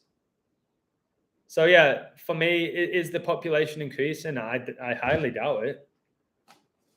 People's levels of fertility are so low now as well with what they consume. That can't be good for the semen. You know what I mean? All the drinking, all the partying, the stress, the lack of sleep. A lot of people doing drugs. A lot of people depressed. All right, that can't be great for people's fertility. So I don't think the population's increasing. And they keep reporting all these deaths. Sudden death syndrome suddenly become a real thing. Sudden adult death syndrome or sudden child death syndrome. That's just all come about since 2020, interestingly. So how on earth is the population going up? But when it comes to all of that, again, it's like a lot of the work that I do. We don't know how many people are living on Earth. And we'll never know. So should we even waste our energy talking about it? Am I ever going to know exactly how many people are living here? Am I ever going to truly know if the world's population's increasing or decreasing? No. But I can tell you that Liverpool dropped to 444, a span of exactly 444 weeks, after Gerrard slipped, and then Alisson slipped in the 4th minute to allow Leeds to open the score. And I can tell you that. And you can look it all up yourself. But when it comes to the world's population, I don't know. Neither do you. Neither does anyone in the chat. Neither does probably anyone in the world in reality know exactly how many people are living here. Nobody in the world knows that. The amount of people that give birth and they don't do it through a hospital. All right. And then they don't get the papers. Yet they seem to tell us exactly how many people are living here. It's absolute nonsense. I'm sure there's multiple people that die and it doesn't even get recorded as well in regards to the world's population. Just utter nonsense. We're living in Satan's realm. This is his realm. No doubt about it when you study the Bible and the book of Revelation. This is his realm. He's reigning. This is Revelation. And it's becoming more blatant every single freaking day. Every single day it's becoming more blatant. They make women feel insecure about breastfeeding when breastfeeding is the best for a child. Exactly. Anything that mainstream media promote, avoid. Anything they hate on, do. Very simple. Satan infiltrates everything that's pure. So if the whole media is saying drink baby formula for your baby, should you really be doing that? Or they'll tell you breastfeeding is really bad. for your child, you think Satanists care about you? That's why this knowledge is so sacred. You go against what the media is telling you. That's where you can have a better life. By doing that, that's where actually watching the mainstream media and keeping up with it can actually help you if you see through it. When you learn a code, then you can use the numbers to see the real mockery behind it all. Earth is an anagram of heart. Excellent, Paul. All right? The heart is so important. Your heart and soul, so important. They're the things that are truly sacred. Your heart, your soul. Okay? Revelation, baby. Woo-hoo. Spare ribs, great shout. Satanic spare ribs, not so sure about that. The knowledge really is sacred. It really is, Joseph. It truly is. Knowledge is the strongest tool, providing power to the people, and knowledge cannot be defeated by any other power on earth, in my opinion. Not even Satan. All right? When you have this knowledge and this power and this lack of fear like me, what can he do to you when you realize that you can't truly die? And I wouldn't know that. I wouldn't feel that without this knowledge, would I? I used to believe you got one life and then you died and that was it. Look at me now. I ain't dying. The vessel will. My soul in. My soul is so powerful. All right? I want to use my knowledge to stand up for my rights, guys. To wake people up. To get closer to God. All right? The biggest difference between man and animal, I would say, is knowledge. All right? That's why it's hard to compare human beings with animals, although many of us call people sheep and stuff like that. All right? Because we have that different level of knowledge to animals. Animals probably in general have more physical power, depending on the animal, but I'd rather have that spiritual strength and physical strength all day of the week. There's a lot of people, you go to the gym and they've got these incredible bodies and incredible physiques, but spiritually they're weak. Mentally, they're weak. They might have a six-pack and a big pair of pecs. How far is that going to get them in life? Not very far, is it? So I think knowledge could help us somewhat keep peace in society. All right. Knowledge can avoid you getting in altercations, in fights. All right. Giving your sacred energy to things that don't deserve it. Knowledge can help you with that. Can knowledge help you win money occasionally? Of course it can. It can. But it's bigger than that, isn't it? By the way, Captain Moore, he was born, I forgot to tell you this, April the 30th, which is the day Adolf Hitler died, because we're about to enter World War III. I don't know exactly what that means because I've never truly lived through a war. All right? But it's all indicating that there's going to be a war, a genuine war, not the nonsense going on in Russia and the Ukraine. A genuine war. And I think you're definitely going to have something go on in Taiwan. It's going to be something big going on in Europe. Europe's going to get destroyed. But we'll find out, won't we? All we need to know, guys, is knowledge. It has power. It controls access to opportunity and advancement and spiritual growth. Okay?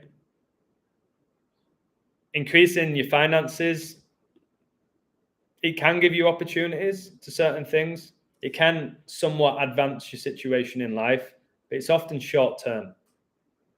It's often short term and can be taken away from you at any point. Knowledge can. And knowledge is power. And I like to share knowledge. don't they? A lot of people gather this knowledge, keep it to themselves. I love to share it. People like Joseph loves to share it. Knowledge is power, and knowledge shared is power multiplied. And I believe in collective consciousness. I believe the more people that see this, the better for humanity, but I just don't think many are going to get it. Do I occasionally have days where I think, what's the point? Very, very rare, but sometimes, yeah. Sometimes, yeah. I think, should I keep doing this? Have I made my point now? Have I woke up the amount of people I'm supposed to have woken up? But I keep going. I keep going. Knowledge, it's like a garden. It really is like a garden. If it's not cultivated, it can't be harvested. And harvesting is really important when it comes to your energy. Everything, guys, is energy. Everything really is energy. Somebody said, what is knowledge? I think it's awareness. I think it's the ability to use your discernment. I think it's the ability to gather information and use it in a positive manner that is going to have a positive effect on you and others around you. I think that is true knowledge. All right. But maybe knowledge isn't a power.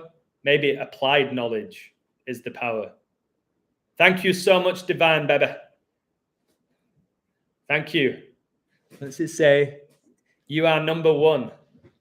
I appreciate that. I don't know what I'm number one at, but I'll take it. But yeah, I think maybe it's not so much knowledge, it's applied knowledge and what you do with the knowledge. I've been saying that for a while now. It's wisdom. People like Chuck and I, we've decided not to gamble anymore. So we've got all this knowledge, but I think we're wise enough to know that gambling is not really worth it if you weigh it all up. So we've come to that conclusion. Some people never will, and that's fine. But we've gathered this knowledge, and we've got the spiritual capability to go, you know what? I don't think this is why I've been given this gift. So we stopped doing it. And I think that was knowledge from us. Again, maybe knowledge is not power, but the implementation of knowledge is power. How many people know, for example, let me give you an example here. Woo! Loads of people in their life know what makes them unhappy. All right? They know what makes them unhappy. So they have the knowledge. They have the knowledge of what makes them unhappy. How many of them use that knowledge, guys, and then basically implement it to make positive changes? They're aware, they have the knowledge of the problem, yet they don't do anything to basically implement it, which is then going to help them grow. So somebody said knowledge is overrated. Yes, it can be if not implemented.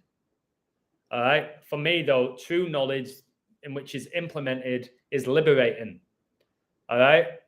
It truly is. It's liberating. This knowledge has allowed me to, I don't know, just have no fear. Just have no fear. And you can't, I don't know if you can beat that. Imagine just going through your whole life. You have no fear. You're liberated. You're not completely structured. You're not tied into the matrix. You have the freedom to make your own choices. All right. And that's powerful. And again, if money is why you're involved in all of this and you're obsessed over the money element of it, and I get it. I get it to an extent. We've been programmed to be obsessed over money. You know what I mean? Just go watch a rap video. All right. Go read an A-list magazine. All right. Think about society. You think, oh, it's a doctor, oh, he's successful. Why? Why do you think that? Because they make good money in most countries? Would you call them successful if it was the lowest paying job in the world? Would you? Say they had to go through the same training to become a doctor, but they were getting paid mediocre money. Would you think that they were intelligent? No, you wouldn't, because you judge people off the money they make from their work. So again, if you're obsessing over money, if money is your hope for independence, you're never going to have it. The only real security that man will have in this world is a reserve of knowledge, experience, and ability. If you're always chasing money, money's infinite. I guess knowledge is to an extent. If you're always chasing more and more money, you've got to ask yourself why. What do you want from that money? Or are you just chasing it? Like when you gamble, are you just gambling to make this money, or is the end goal at the end of it? I want to make this amount of money by the end of the month because I want to be able to do that at the end of the month. And if I can't do that, well, I said I was willing to lose 15% of my wage, and I can financially do that. And if I mess up, maybe I'll go try it again the next month. So you have some sort of a goal in your head, but most people gamble. They have no idea why they're gambling or why they want to win that money. They have no goals of what they want to do with it either. That's why so many people win the money and then gamble again and then lose the money and then win the money, then lose the money. And it's a vicious cycle. Why are you doing it? Big question. Why do you gamble? Why? I know why I do what I do. I do it for the knowledge, for the wisdom, to get closer to God, to inspire people. I know why I do what I do. All right. It's beyond a doubt that all knowledge begins with experience. All right. Experience. That's why I try things. It's why I take chances. It's why I'm not afraid to fail, because I don't have fear. Thank you so much, Brian. Money are numbers and numbers never end. Exactly. So you're always chasing. That's why people chase the losses in gambling. They're just constantly chasing, like a guinea pig, just going round and around and around. All right, in this loop. Again, I'll say it one more time. If you're on my website, or if you do gamble, or whatever it may be, Divine Feminine UK, she knows all about it. She works in a casino. She sees the same guys gambling every day, going back and forth and back and forth. What are they doing with their winnings? And how many of them are winning? 1 out of 10? 1 out of 10, maybe? So I learned, like with gambling, like you can get 8 picks out of 10 right and still lose money. I learned that you could literally do 8 out of 10 right, 80% win ratio, and still lose money. The amount of people that put like the same team in a parlay and then they lose all the bets because that team lost, then they get sick with themselves. And then they get angry, and the following week they do the same thing again. No, this one's a lock. I'm going to put him in every accumulator. Loses. I do this. This is a big hobby for me, coding now. It can be exhausting, but it's also exhilarating. Like most things that are exhilarating, they're also exhausting. Knowledge is nothing without reflection. Spellbound, I think that's beautiful. I'll say that again. Knowledge is nothing without reflection.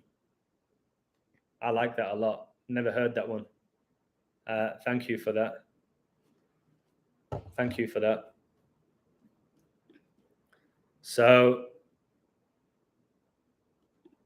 again, the internet, you can access so much knowledge, but then it's what you do with it. And it's whether you comprehend it. It's whether you truly comprehend the information that you're absorbing. So again, knowledge, guys, it's not power until it's applied. To be honest. And building your character is important.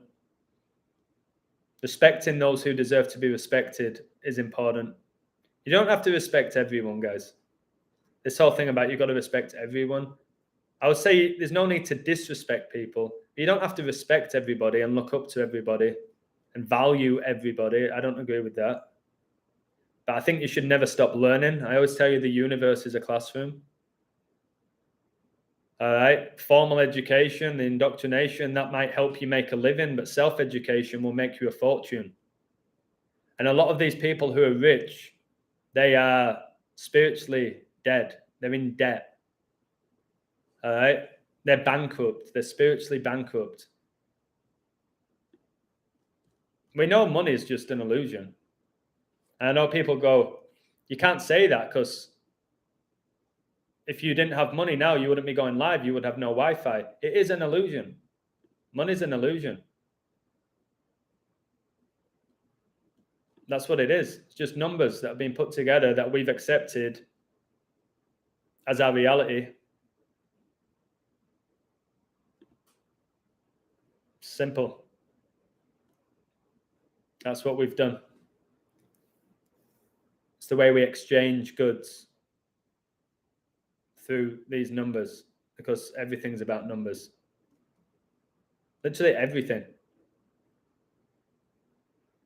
So again, I'll keep sharing this because knowledge is power, and knowledge shared is power multiplied. I really believe in that. Okay. And I think a lack of it, a lack of awareness, a lack of knowledge, a lack of spirit, you're going to get crushed next year. I don't like saying that, but it's what I feel to be the case. They want people to act like animals. Yeah, sheep, herds. That's why you had the herd immunity. Just the mockery there.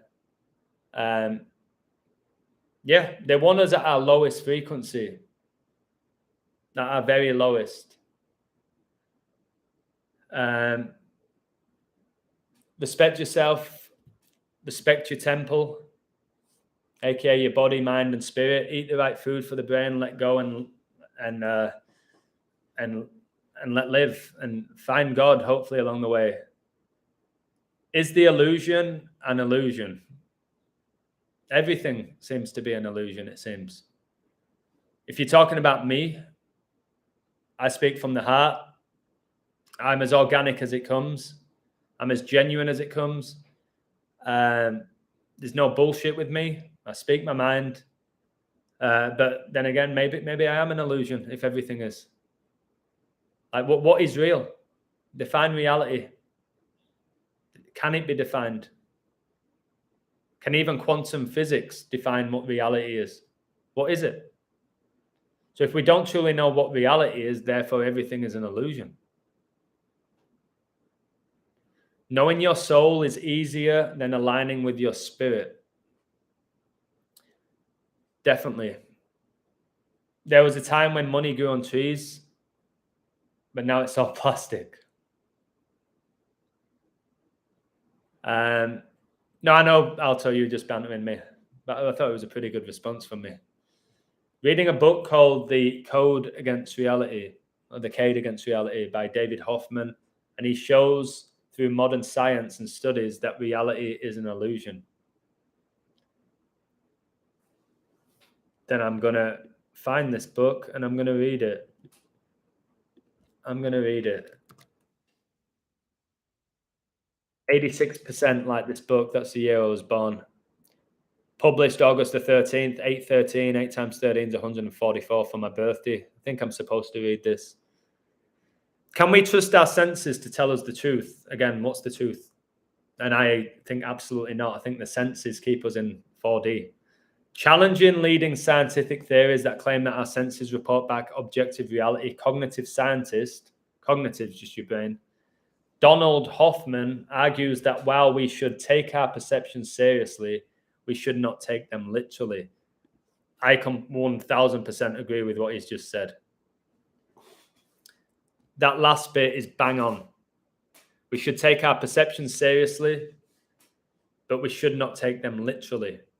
And that makes people go, what? If it's not literal, why would I take it serious? It's deep. It's deep.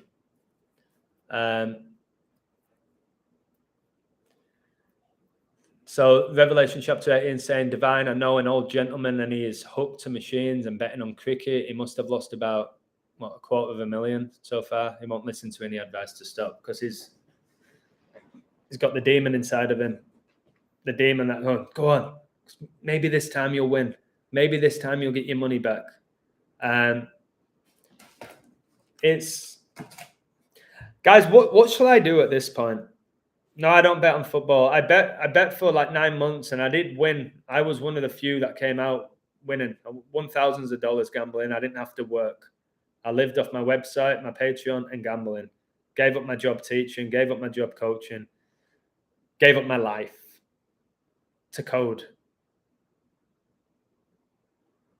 I won money,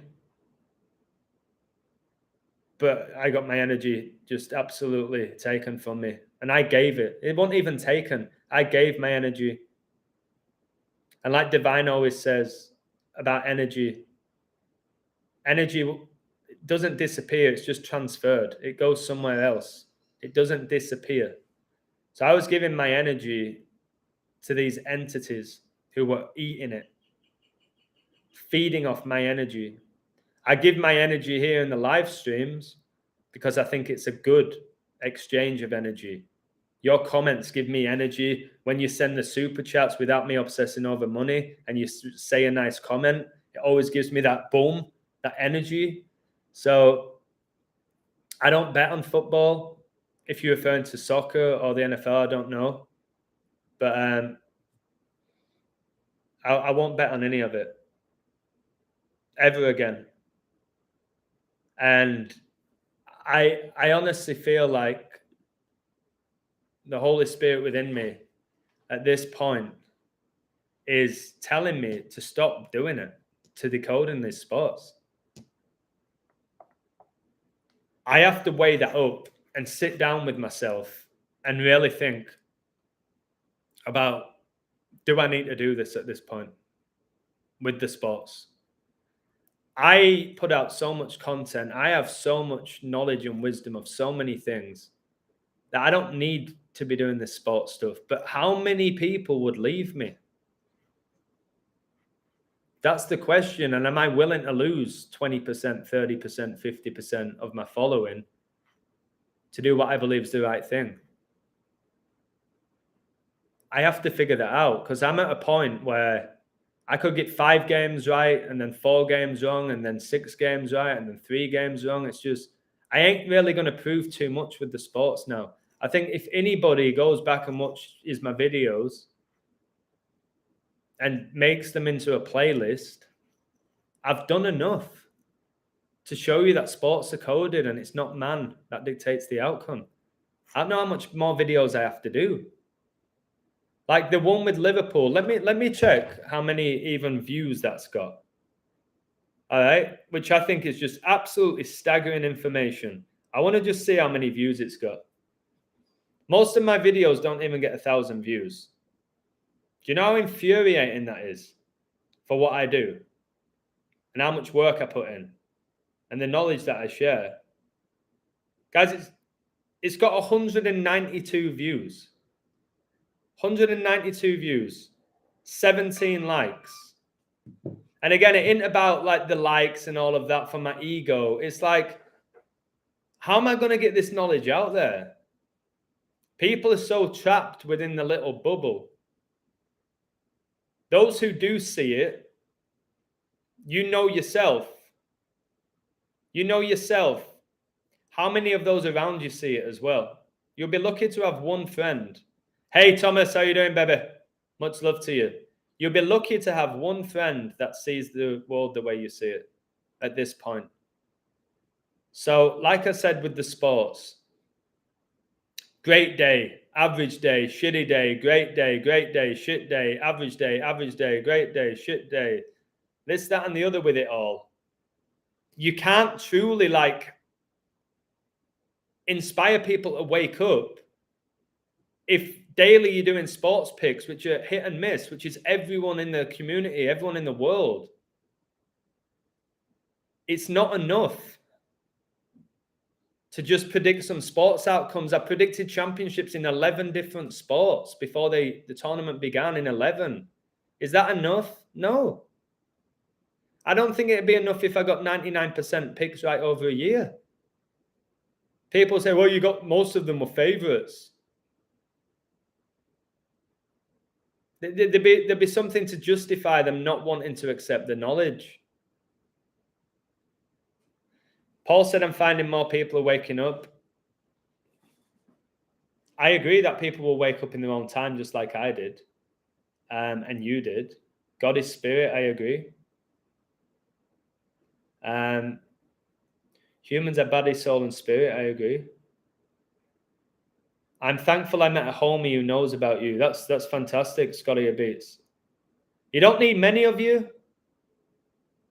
but it can be like, I don't even want to use the word demoralizing because that's a strong adjective and it's a bit over the top. It's a bit extreme. But for me, I always think just one day something's going to click with people and they're going to come across my work and go, wow. And I have this whole thing in my head that families, and there's been a few cases, not enough, families are going to tune in and watch my videos and be able to have a deep conversation about what I'm saying. Not the one dad who sees it and then the wife calling him nuts and the daughter saying my dad's crazy and then the son going, what you on about, dad? You told me Liverpool were going to beat Leeds and they didn't. You're talking nonsense. I don't want that. I want them to sit down and go, wow, are we living in a coded reality? What does that actually mean? Does the spirit ever die? Did I get indoctrinated at school? How can I grow as a person? How can we help our fellow man? Where people are sat down having these conversations. But am I being a bit unrealistic? Yeah. Yeah, I am. I am. But I have promised you all that I won't stop whilst I have a platform. I will keep going. But to code sports, anyone who does it, you find the most remarkable finds or what you believe are amazing. And then for them not to mean anything or for a team to get blown out. If you're oblivious to this knowledge and you desperately want it to be wrong, think how many people don't want to believe in this. Think carefully that you're shattering their illusions. Yeah, Alexa Bliss is a demon. Then when she sat down in the pentagram and she was basically possessed by Bray Wyatt, the Fiend, who's a demon, who's got multiple personalities. So, most people in the world do not want to believe what I'm saying to be true, that we live in a coded reality, that Satan's in charge of this realm. So they don't want to believe it. They don't want to believe that the people they worshipped have deceived them. Okay? They don't want to believe that the job that they're working is a trap. They don't want to believe that the education system is indoctrination that destroys imagination. They don't want to believe pro sports are rigged because they've got those connections with the friends and the family and it brings them joy. So they don't want to believe in God, many people. So they're so desperate for me to be wrong. There's multiple people out there that they crave for me to be wrong. They get genuine pleasure. Not because they're dicks or they're jerks. Some of them, I'm sure they are. It's because if I am wrong or when I am wrong, it's perfect for them to be like, okay, maybe he's not right. Maybe it isn't a scripted reality. Maybe Satan isn't in charge of this realm. All right, that's good. And when I am right, they just ignore it, waiting for me to mess up. And is it even messing up? Trying to decode the scripted reality? Like Michael Jordan said, the GOAT, I'm sorry for quoting Michael Jordan, was possessed by a demon, that he missed more shots than he took. And maybe with me over 2.5 years, I don't know if this is correct. Maybe I've made more predictions wrong than right. I don't know if that's the case, but maybe. It's not with sports, but maybe in general. I don't know. I don't think so, actually, the more I think about it. But people will easily find your faults. They'll easily find your faults. I'll give you a prime example with the Queen. I said she would die at age 96 when she was 94. I said she'd die right before the World Cup or about halfway through the year. I then took it one step further, trying to think, if I get the exact date, Adam, imagine you get the exact date. That could be the thing that takes this knowledge to the next level. Go for a date. Just give it a go. I go for 520. She didn't go on 520. But then a funeral were 520 days after her husband's.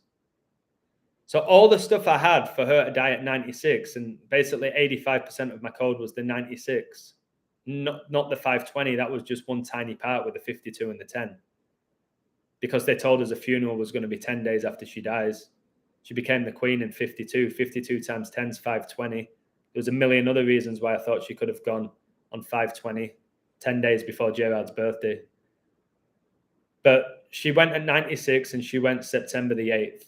Because I didn't have September the 8th, even though I called a 96 and the most remarkable code you probably ever read, but I said 520. And you know when she didn't go on that day, do you know how many messages I got hammering me? And when she did die at 96, did I get a lot of nice messages? You called it, this and the other. Yes. Nowhere near as much as the shit I got for the fact she didn't go on 520. So again, when I do sports picks on my website, I might get one person that says, thanks, Illusion, great code. I won a bit of money. If I get picks wrong, I'm going to get hammered. I don't deserve that for what I do, for the work that I share. But it is the reality that we live in. Isn't it? Isn't it? That is what we're dealing with within this matrix, and these unrealistic expectations that people have. Look at your social media. All these guys and girls looking all sexy and pretty in the photos, and you think, oh wow, they're going to be this and they're going to be that. Oh wow, the description's so good. Wow, and then you meet them and you're like, oh my goodness, you are nothing like I thought you were going to be. So we are living in a world with unrealistic expectations. We are living in a fake reality, a staged, coded, fake, shallow, weak reality. But the world's beautiful. I think you see that more when you have an awakening, when the eyes truly open. People never remember the good stuff, only the bad. You get a bus every day and it turns up on time every day. The one day it fails to turn up, it's that one you remember and tell others about. Paul, that's phenomenal. I watched this video. I've said this before. And say a student's giving a presentation. Say a 10-year-old, excuse the 10, but say a 10-year-old's giving a presentation to their classmates. And she writes 10 words on the board. And one of them's wrong. They're going to call out the one word she got wrong or he got wrong and ignore the 9 words that he or she got right. If you're giving a speech, if you're giving this speech, thought-provoking speech, if there's one element of it where you stutter or you go red or you kind of lose your composure, people are going to remember that element of the speech. And because of that, they'll probably dismiss the rest of the content. Think about in gymnastics. All right? Think about in gymnastics. A girl, guy, could do an unbelievable routine. Unbelievable routine. And then at the end, when they do that backflip and they mess up their landing, the fact that they messed up that landing has completely, basically dismissed the rest of the routine because of that one error. And we're not meant to be perfect. We're just not. You should respect anybody who takes chances, who puts information out there to try and help other people grow. You shouldn't be looking to shit on them.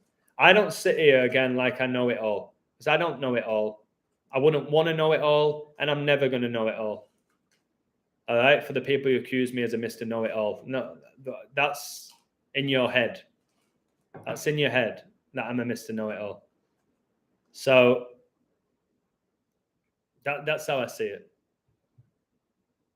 If you make an error, learn from it. All right? If you make an error, just learn from it. It's all part of life. I'd rather be slapped with the truth than kissed with a lie, baby. I would rather be slapped with the truth than kissed with a lie. I'd rather the difficult truth than the comfortable. No, the difficult lie than the comfortable truth. Again, truth. Just found your channel. You have so much more to offer than sports picks. C19 opened my eyes to sports life has been 100% better since I stopped watching it and giving it my energy. Marshall 13, thank you for that message. That's amazing. I don't know how many times I have to say that when people tell me that they stop watching sports and they realize that my work is far bigger than that. I kind of use it because it's $1 billion industry. Billions of eyes are on these sports. But if I'm calling out people's heroes, they're gonna want me to be wrong. Think about when somebody calls out a family member, or if somebody calls out your wife, and how emotional you get. There's people who are so attached to these celebrities that they almost feel like they're connected and related to them. And when you call them out, it's like a personal attack on them, because they believe these people to be here. I'm telling you that they're here. And it's like, wait, you're going to tell me that who I like is here? That means that you're dissing me. You're disrespecting me. Well, no, I'm not. I'm not disrespecting you. I'm saying you've been completely fooled to worship Satanists. That's all I'm saying here. And I was. I'd love to know how you remember the prime numbers. That's a good memory you have, Adam, and shows how passionate you are about gematria and the knowledge you have learned. Thank you, Paul. There's definitely an element of just working really hard, seeing the numbers constantly play out. I'm looking now, 59 in the live, 59 is the 17th prime, 17 is the 7th prime, 7 is the 4th prime. There's 28 in the live. 28 is considered a perfect number, the 7th triangular number. 28/7 is Harry Kane's birthday.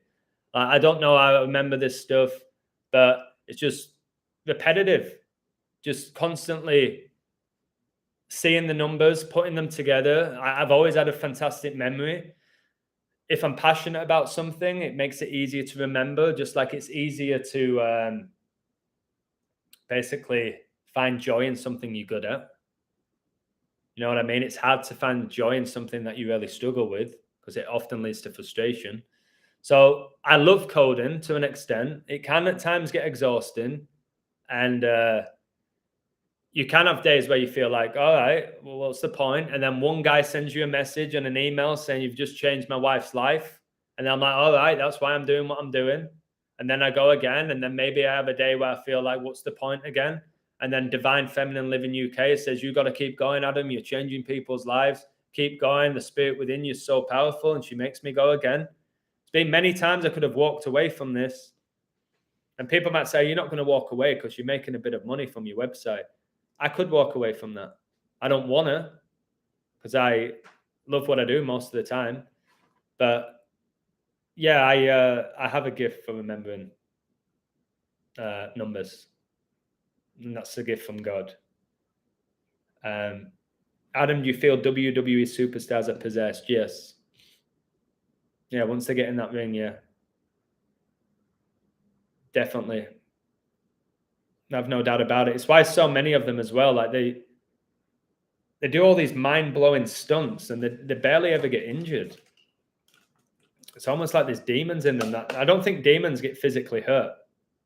I think demons, you can spiritually attack them and take advantage of them and see through them. But I think physically demons don't get hurt. This berry is delicious. So yeah, I just think a lot of them at the top are possessed and they're soulless, but we're jealous of them because of the glitz and the glamour and the limelight and all of that. Well, I'm not jealous of them. A lot of people, I want to be just like you. You want to be like these people who are possessed. Right. I don't know if I should keep going. What's the 187 prime number? 1117. 1117 is the 187th prime. You can check for yourself. Society of Jesus in Gematria is 187 as well.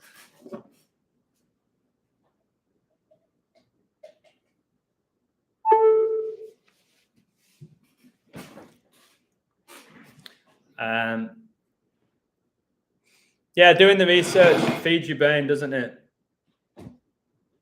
It does. Again, we focus so much on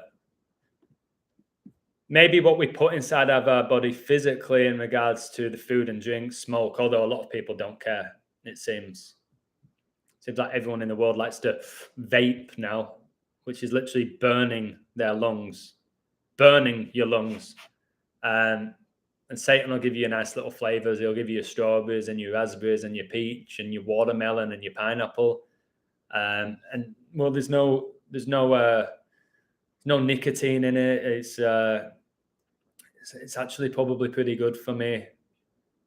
La-di-da, it's not. It's burning your lungs. It's burning your lungs. But again, I have said that whatever you put in your body is your choice. And when it comes to your mind as well, think about what you're allowing your mind to witness and comprehend. Think about the books that you're reading, the movies you're watching, the TV shows, the people that you're speaking with. Got to be really careful about who and what you give your energy to. I used to be a massive football fan, but since discovering this channel, I can't bear to watch it anymore. It makes me cringe. Thank you, DJ Space Hopper. Fantastic name.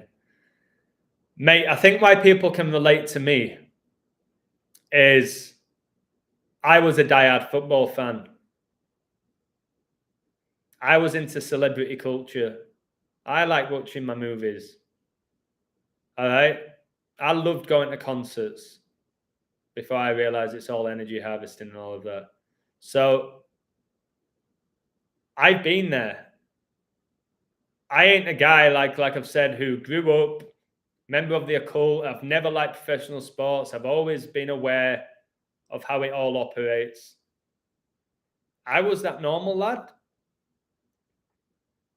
I've said I was always intelligent, not at this level. And again, it's hard to define intelligence. I was definitely naive because you can definitely be intelligent and naive. Look at how many people got that who have master's degrees. All right. So if it's hurting you to watch it, don't watch it. Don't watch it.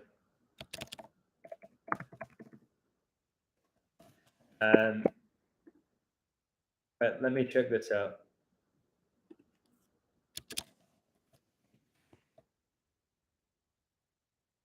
Revelation 11:2. Yeah, let me read out Revelation 11:2 because that is a deep one. That's why the Jesuits operate in 112 nations. That's what they tell us as well. And Catholicism is a 112, and so is mathematics. Revelation 11:2. But exclude the outer court, do not measure it, because it has been given to the Gentiles. They will trample on the holy city for 42 months. These Gentiles, guys, this is going on right now. So when it says that they are going to trample on the holy city, all right, people say that's Jerusalem. So we'll see what's going to go on there. to be honest with you.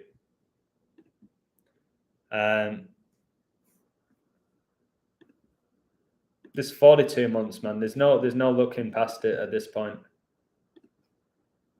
It is scandalous.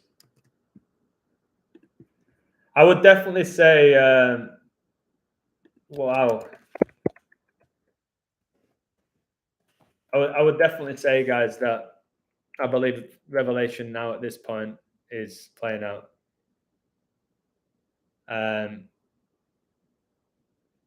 Let me see what this guy's saying.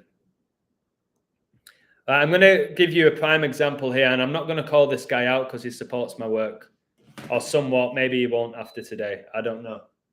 So I'm going to read out what he's saying here, like the type of comments that I have to deal with every now and again. Yeah, emotional intelligence is incredible. You've got kinesthetic intelligence. You've got interpersonal intelligence. All right. There's so many different levels of intelligence. It's hard to define what it is. But let me read this comment out. Revelation 19:10, the testimony of Jesus is the spirit of prophecy. I love this. Right, so let me just read out. Tell me here, guys, how you would respond to this. It's definitely a dig, but the guy supports my platform. Tell me how you would respond to this comment. And I'll tell you what I'm going to put. Bro, this was where I posted my 444 video about Liverpool dropping to 444, exactly 444 weeks after Gerrard slipped. So he said this to me. I won't say his name. Bro, you predicted Liverpool to win and Wolves to lose, which were wrong. You are providing more info on your YouTube channel than on here. I disagree. Please guide me to where all the knowledge or benefits is on this website. That is not on your YouTube channel, as I'm paying £10 a month for membership. All right, tell me what you would say to that. How would you respond to that? I know what I'm going to post.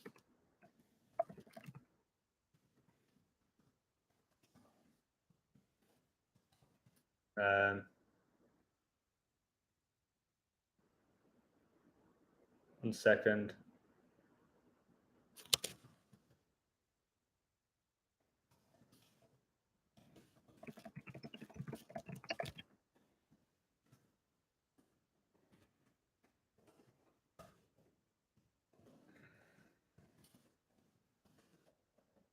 So you just do all this work, you work your ass off to have somebody complain about Liverpool not winning or Wolves not winning. I'm going to say this.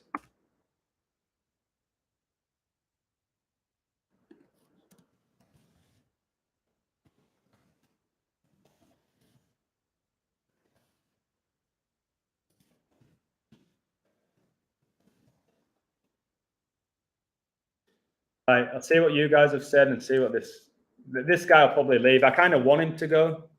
So if you're watching, mate, just go. I really don't need your $10.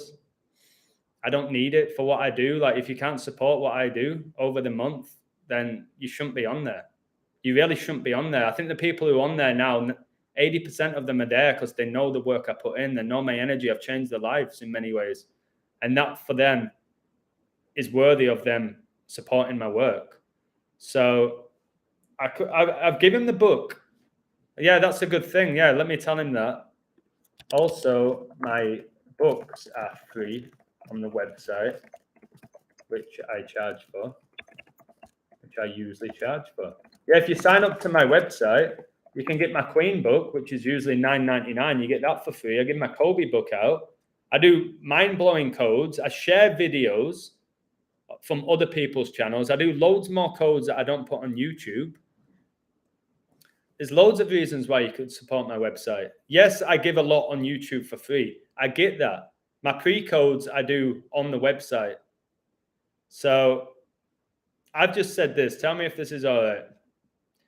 I post pre-game codes. I share videos, and I also post way more codes here than I present on YouTube.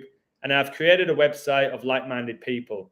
If you don't like my website and you don't think it's worth it, then leave, mate. Also, my books are free on the website, which I usually charge for. Like, I literally don't know. Hand on my heart, mano on mi corazon. I don't know what people are expecting from me for $10. I don't know what's going on in their head and what they actually want. I don't sit here and bullshit you. I don't say, come sign up to me. I'll give you the best picks ever. I don't ever give you any of that shit. Okay, no, I'll always respect Paul out of respect. All right. I shouldn't have to be answering that question for him. If for whatever reason, and he's new to the website, by the way, so he doesn't know how consistent I've been over 2 years. That's what can happen. People can finally support your work, and then maybe you have a few shitty days of sports picks or whatever, and they go, wait, this guy's not the real deal, because they've not been there from the beginning and seen what I've done. What do people want? So he, in reality, he should be asking that question to himself and not to me. He should be saying, hey, mate, to himself, why do I support this illusion? Is it worth it? And if it's not, if you believe in your heart and soul that it's not worth supporting me, take your $10, mate, and see how far that $10 gets you. See how much you're going to learn with $10. What are you going to invest it in? Some other decoder who can't decode as well as I can and then complain at him and then take your $10 off him? Or you 15 or you 20 or you 50, whatever these people charge? Are you going to go buy some junk food with it? Maybe you need that $10 to help pay for your electricity bill. That's fine for stuff like that. Invest it in something like that. But if you're going to question my work, obviously you've signed up to my website because you're intrigued by my work. And I've obviously done something to make you want to invest in it. But I don't think this guy is a bad guy. I don't think this guy is necessarily being a jerk to me. I think he's disillusioned and he cares more about winning money. So listen to this. Here's an example. I told you I thought Liverpool would beat Leeds and I got it wrong because I don't mind being wrong. I don't anymore. It used to really grind my gears and make me really angry. I don't mind being wrong anymore. And if people call it right, like Alto, I'll call them out and say, well done, mate. So he said this to me. And tell me who's at fault here. Nobody really. Well, tell me who's at fault for this. I've told you, you've got to listen to your gut, your intuition. I will throw out numbers, which are unbelievable numbers, which don't necessarily mean I'm going to get the outcome right. But I'll give you the numbers and I'll at least make you think. He said this to me. I was very doubtful Liverpool winning, and I was confident they would lose, which was correct. The odds were at best 17-2 for Leeds to win. I got this correct by predicting Liverpool coming on a 4-4-4, which is special Masonic, and Crystal Palace the same. People need to realise not to go deep with the numbers, especially associating them with American sports or personalities. If you called Liverpool to go 4-4-4 and Palace and you won money, would you send a comment to somebody else and belittling them and making them feel, well, attempting to make me feel bad for getting it wrong? Do you think he really did call it? And do you really think he won money on it? Because I know if I did, I'd probably let the community know, but I wouldn't have a go at the person who made the prediction. I'd say, hey, I actually called this, blah, blah, blah, but I won't be getting angry if I got it right. Well done if he did call the 4-4-4 and all of that, and you got it right. Did you, though? Or are you kidding yourself? If you did, well done. Be proud of yourself. Be proud that you got one up on the illusion. I don't care. But if you're so good at coding and you're here for my sports picks, yet you're saying I can't really code, what? Don't pay me? Is that not basic? Is that not the conclusion you should come to? You're a phenomenal coder. You keep getting stuff right. Why do you need to pay me? Why? Why? So if I were you, mate, don't know who you are, don't think you're a bad guy, I would take that $10 and I would stop supporting me if that's what you think. just leave. Leave right now, mate. I don't know if you can. You might have to stay till the end of whatever it is. But I wouldn't resubscribe to me if that's your issue. But I know you'll probably come back, which is what most people do. The amount of times people left me on Patreon and said, "Sorry, Illusion, I had to take a break. I wasn't sure, but I'm back now." Happens so often. But I'm really not bothered at this point if people come back or leave. I've got my loyal following. I know that now. As long as I have them, I'll keep doing what I'm doing. If somehow everybody goes against me for whatever reason, I'll focus on myself. No, I don't believe Joseph is FTM. What makes you say that? What makes you say that? Match betting works. It's not really gambling since you're effectively your own bookie. I think in-play betting is the best way forward, to be honest with you. And like when people say, I knew this was going to happen, and I may have done it myself in the past, we don't know. So as soon as Salah equalized, if I was that guy who knew Leeds were winning, I would have put every penny that I had in my bank on it if I knew. We don't know who's going to win. I don't know who's going to win the World Cup. I can give you numbers that indicate certain teams look like they have a great riddle. I thought you'd laugh at that, Joseph. I don't know who's going to win. I didn't know the Queen was going to die at 96. Yeah, if you're talking about Zach Hubbard, guys, I'm not going to use the word fraud. That's really harsh. I'm not. But he says one thing, and then the other thing happens, and then he says he called it. What I do, I'll say, hey, I got the Liverpool game wrong, but look at this. This is what the riddle was, in my opinion. It was all about the 4. But I'll tell you I got it wrong. I won't come and say, all right, guys, Leeds United upset Liverpool in a 4-4-4 riddle. Just like I said, I don't do that. If you notice, that's how I'm different. And yes, he is spiritually dead. But he has a lot of knowledge of the numbers. But somebody, I don't know why they sent me it. I'm not going to say his name. And I've got so much respect for this guy. He's a very funny guy, a great guy. He sent me Zach's NFL picks, all right, which he spends the whole week coding. He does live streams. He gets everyone's advice and la-di-da-di-da. And by the end of reading it, I'm like, please don't send me them again, to be honest with you. If anything, they just confuse me. So he sent me his NFL picks. And practically everything said, close call. There's definitely riddles for both. But the Titans have a really great riddle with Tannehill. However, a nice transition word there. However, don't be shocked to see the Texans pull off the win. It's like, all right. And then what happens? The Titans win. He does a live stream and he goes, well, the Titans go 5-2 and blah, blah, blah is 52. And blah, blah, blah, blah, blah is 52. It's like, but you didn't really give a clear pick, mate. Like, what are you talking about? I don't do that. Sometimes I will say, here's the numbers I find here. Do whatever you want with them. I might even say, but I'll probably say I'm leaning this team. If I had to bet, I'd go here. But I'm going to give you the numbers and you've got to somewhat do what you want. But then he does it. Practically every closing statement is close call. This for this team, that for that team, or maybe I would hedge on this team. And then whatever the outcome, he does his live or he goes on Twitter and he tells people, you've got to pay $5. You're stupid if you don't.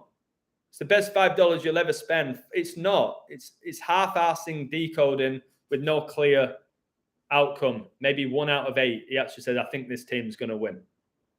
So, again, donate your money to Zach Hubbard if you want. Why? Why? He'll bring your energy down. and his sports coding's average. And I don't care what he's going to tell you about how many picks he's got right and this, that, and the other, how good he was 10 years ago, like anybody gives a shit. I'm saying it's up to you who you invest your money in. All right? I used to support him. I saw through him. I don't support him anymore. If people feel like they're seeing through me and I'm just putting on a big show and I'm just trying to make money from this knowledge, leave me, because you'll know that's not why I'm doing it. All right? I'm not trying to get 30 grand to create a community. All right? I'm not trying to bullshit you. I don't come here every time I get a sports pick right and do a video about it, because I claim that I have a lot of knowledge. I claim that I have a strong spirit. All right? I do make a lot of claims like that because I believe them in my heart. I don't bullshit you. I don't manipulate you. I don't try and get your $10 off you. If you want to support my work, support my work. All right? If you don't. Simple as that. I'm not going to judge you either way. But I'll have a lot of love for you if you respect what I do and you're a kind-hearted person and you see through the illusion of this world that we're living in. All right? God has given you great teachers and preachers to make you strong. Listen to them. I agree. The Arsenal score today amazed me. The 49 and 52. I'm still amazed. 49 is revelation number. Just there were 3 minutes and 1 second between that brace. The guy, they come on. They're just, all these players, they seem to come off the bench and they're amazing. Like, why were they not starting? The Zark Adam Gematria boxing match, I'm past all of that with him. Like, I had the banter with him. I went back and forth. But what I'm saying, like, there's not one guy in the community who decodes sports that's unbelievably consistent all the time. There isn't one. And don't tell me there's one. There might be somebody who maybe does 5 picks a month and they get 4 out of 5. Good for them. But there ain't anyone. There's not anyone. So if you're snooping around people's Patreons right now, trying to get rich, you ain't going to find anyone. I challenge you to a football match on my Zimmer frame. No, you'll beat me, mate. I know the power of the Zimmer frame. You'll be banging it in the top corner with that. 6079 is in the live. Zach's also incredibly negative and demeaning, not a good atmosphere or vibe. Exactly. Dang's still going 59 in the live, the 17th prime, so trust the plan. The guy born in the 59 trusted the plan and took the government's medicine and he's okay. I like 6079's humor as well.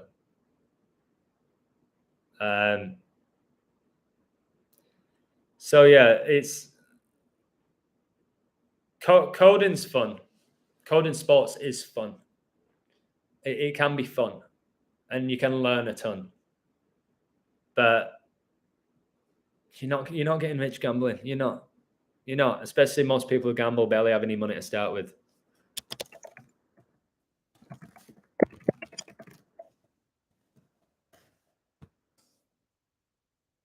So all right, let me ask you this. I'm still going at 228. Wow. Geez, my knee. Woo! Ow!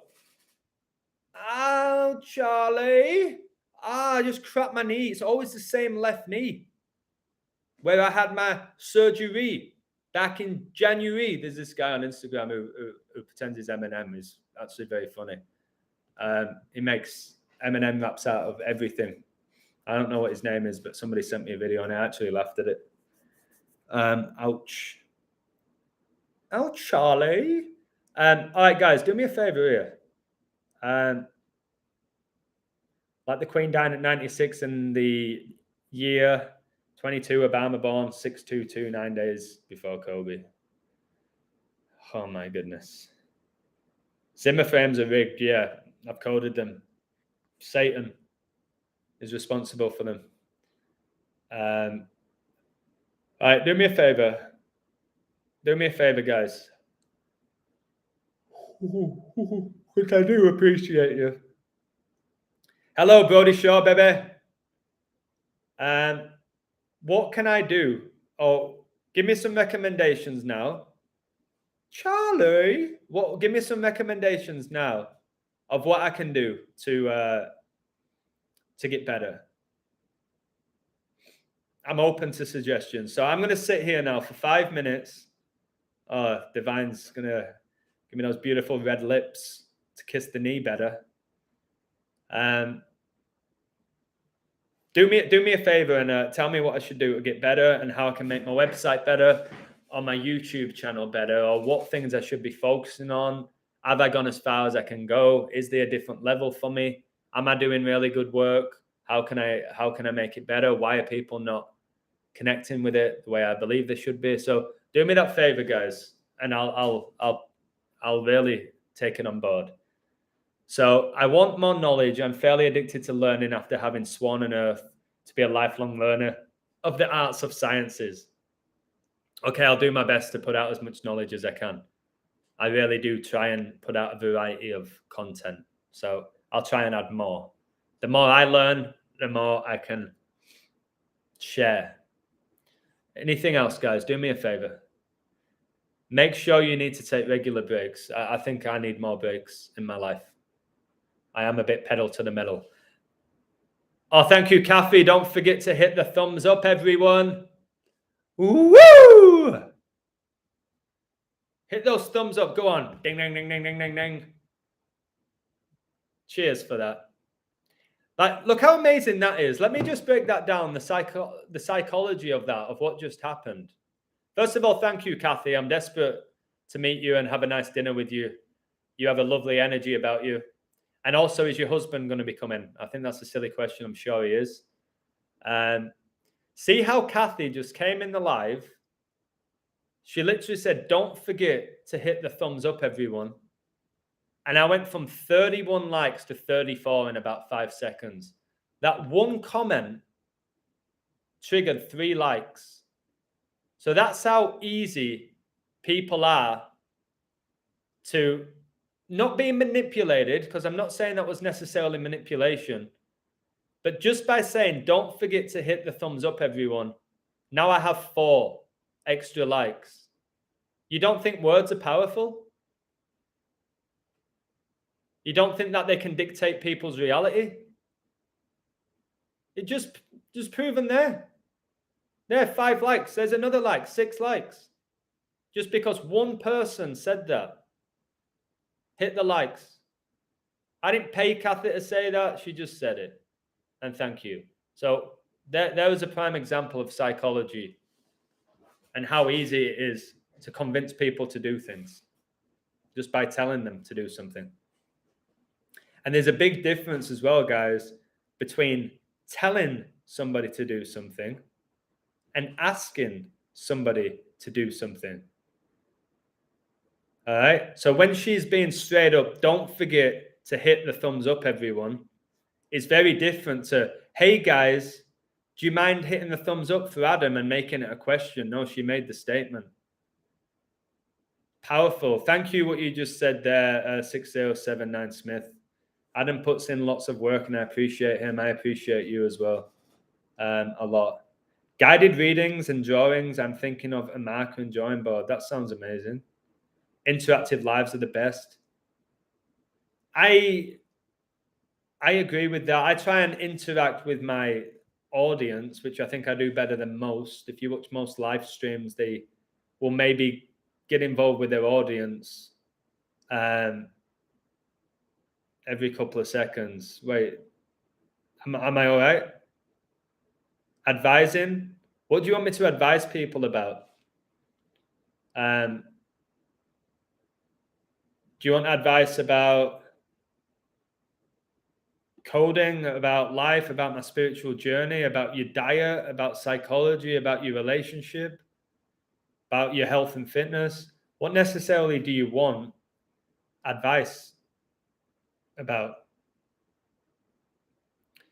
A whiteboard, as you explained, coding. Well, I need to buy a decent sized one then. Okay, I'll maybe try that. Anybody want to buy me a whiteboard? Woo! I don't know why it froze, guys. Whiteboard Gematria 2 is a good channel, Spiritual Gematria. All right, I'll watch that. and then maybe I'll get some tips from him. But I'm guessing his whiteboard is probably the same size as my 2 windows there. If they are even windows, or is that doors? I'll look into it. No focus and revelation, just like you're doing, brother, and interacting with your audience. That's what I love. All right, thank you. Thank you. His name's Dallas. He's been around for years. Well, I'll check it out because it might get a bit repetitive. Just listen to me sit down in this beautiful chair. Thank you for this, Kathy. Sat in this chair with the same background all the time. It might get a bit too repetitive for certain people. But I think those who really care about the knowledge are fine with that. You're 2 from 6 on Zach's picks. He don't have clear picks. I will say the last 2 days, my picks, other than a couple, have been shocking. I'll put my hands up and tell you that I've been pretty much saved by people in my community. Like Chuck had Man United, posted it. Chuck had Barcelona 1-0. He posted it. Like today in the NFL, I think I posted 2. I got them both wrong. I think. I got the baseball right yesterday with the Astros. I'd say I'm about, honestly, the last couple of days, I got Liverpool wrong. It's been poor for me, but my codes have been phenomenal elsewhere. Again, when I go through these streaks, which is rare, of getting a few wrong, it just makes me think, yeah, I don't need to be doing this. And again, I'd much rather get a Liverpool Leeds game wrong and come to the conclusion of it was all about 4-4-4 and our reality is coded than call Liverpool to beat Leeds, who were minus 500 to win. What am I going to gain from calling Liverpool to beat Leeds at Anfield? What was I going to gain from that? I just saw the numbers.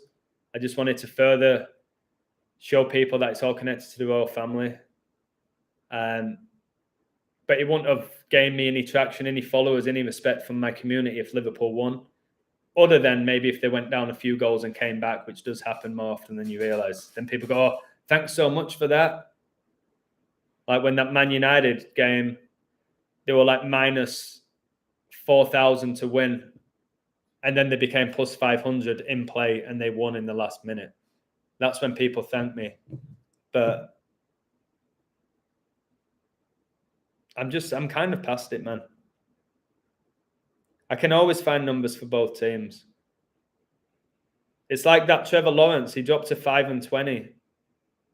And I told you Prince Philip's funeral was 520 days before the Queen's. That game was in London. But if he won, he could have gone 6-19. And 619 is the 114th prime. And Elizabeth died with 114 days left in the year. So there's always so much. The way that Satan's codes these games, they play each other on certain dates for a reason. But he don't make it easy for you. There's so much to factor in. That's why it is 10 times easier to reveal it at the end, where it's so undeniable. Like you say, a game that finishes 4-4, and then there's 4 goals in added time. Do you think I'm going to be able to predict at the beginning of the game that Charlton and Ipswich would finish 4-4? You think I'm that good to be able to do that? How many people in the world even acknowledge the 4-4 with 4 goals in added time? Hardly any. Much love to Flinny for saying that. Adam, every single step you take, another door you open leads to you spreading a beautiful message, Adam. John Gillifan, you're very beautiful the way that you word your message. I do believe that. I do believe I do my best codes after maybe hitting a few codes wrong. Just adds fuel to me. I kind of do better work when I do get rattled. Again, when I played football, more often than not, if something was rattling me and I was passionate, then you'd watch me pop up with a winning goal. You'd watch me pop up. Edwards!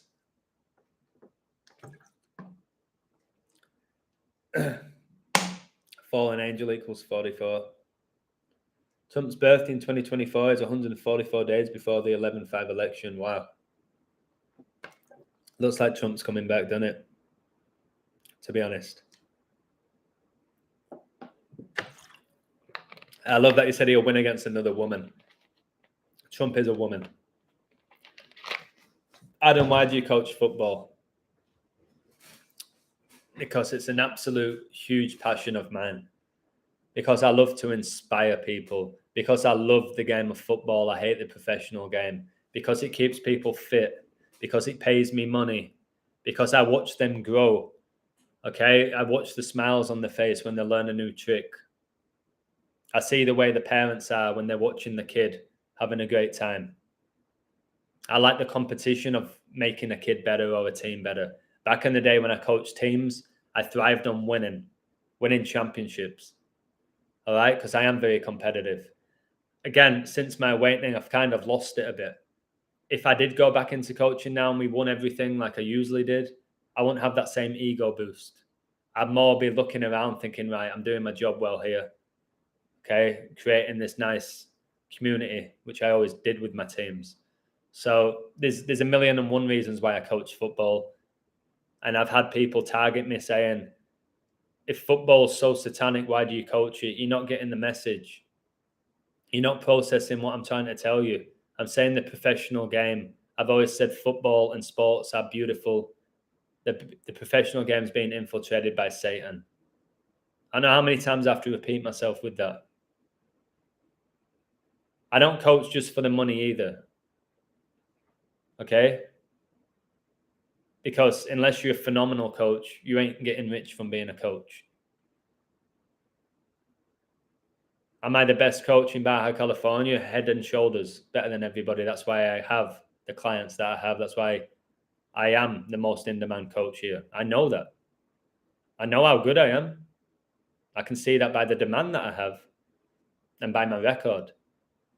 But there's no ego involved now. There used to be a lot. I'd go on Instagram, I'd post all of holding the trophies up. I don't care about a stupid trophy. Bullshit. I don't even know where all my hundreds of trophies are anyway. Who gives a shit about a trophy? Now you can get a trophy for anything. Turning up, you get a trophy. The name London comes from Babylon, correct? That's why the last three letters are Lon. And it's baby London. They always say, like, England's the baby brother of the United States of America. Are you a shy person? Absolutely not. So yesterday I went on a date with a beautiful girl called Dulce. And that's her actual name. It's kind of common in Mexico, but it translates to sweet. And I went on a date with her. And Divine knows all about it because we were chatting before I went on the date. I said, listen, Divine, I'm a bit low on energy. And she was like, Brad, what you talking about, Blad? You really going to go meet this beautiful girl low on energy, Blad? I was like, yeah, you're right. No, boom. And I said, listen, if she's got energy, I'll have energy. I said, so often I give my energy to everyone else. Maybe she's going to give me some. But when I saw her, she had this beautiful smile. And straight away, I was like, all right, this girl's got something about her. I could feel it just from the smile. All right. Even from the hug. All right. So I went on a date with her yesterday. I was with this girl 4.5 hours. Okay. And we only spoke Spanish. And she told me this morning, I really like you. I hope you like me too. So it went very well. I met a girl on Saturday. An amazing girl. Okay. Called Kenya. And she has this amazing laugh. And she's open-minded. And turns out that on her phone, she has 111. So she's actually open to my knowledge. So I went on a date for 4.5 hours with this beautiful Mexican girl, only speaking Spanish. If you would have told me 10 years ago that Adam from Yorkshire would be in Mexico having a date with a beautiful Mexican girl and speaking in Spanish for 4.5 hours and comfortably doing it and expressing myself to the point where she liked me, I would have said, "You're having a laugh." Bam! That's what I would have said. Not a chance is that possible. All right? Not a chance is that possible. And then look, hard work, passion, dedication, taking chances, not being afraid of embarrassing myself, learning, being open to messing up, saying, hey, perdón, no entiendo esta palabra. Ah, no está bien. Okay, no, espérame. Ah, da, da, da. And then I would do it. And I'd remember it. I wasn't happy to just forget. I'd say, no, dame un minuto, espera. Because that's where the competitiveness of me can come in a positive way. So I thought that Dulce would take one look at you, Adam, and run in terror.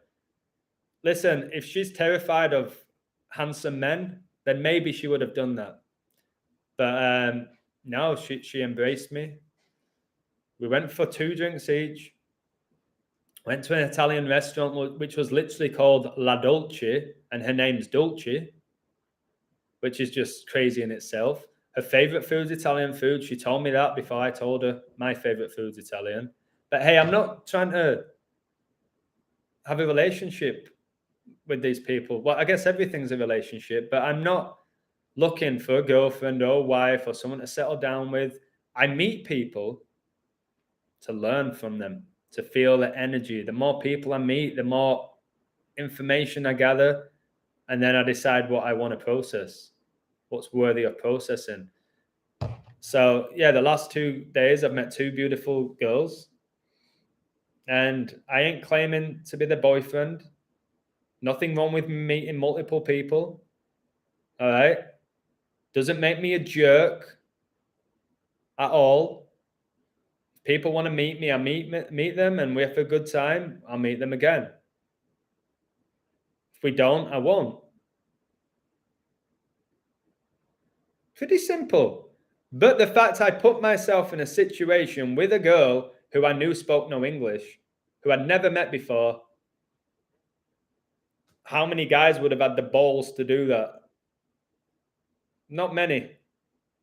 It is very difficult to express yourself in a second language.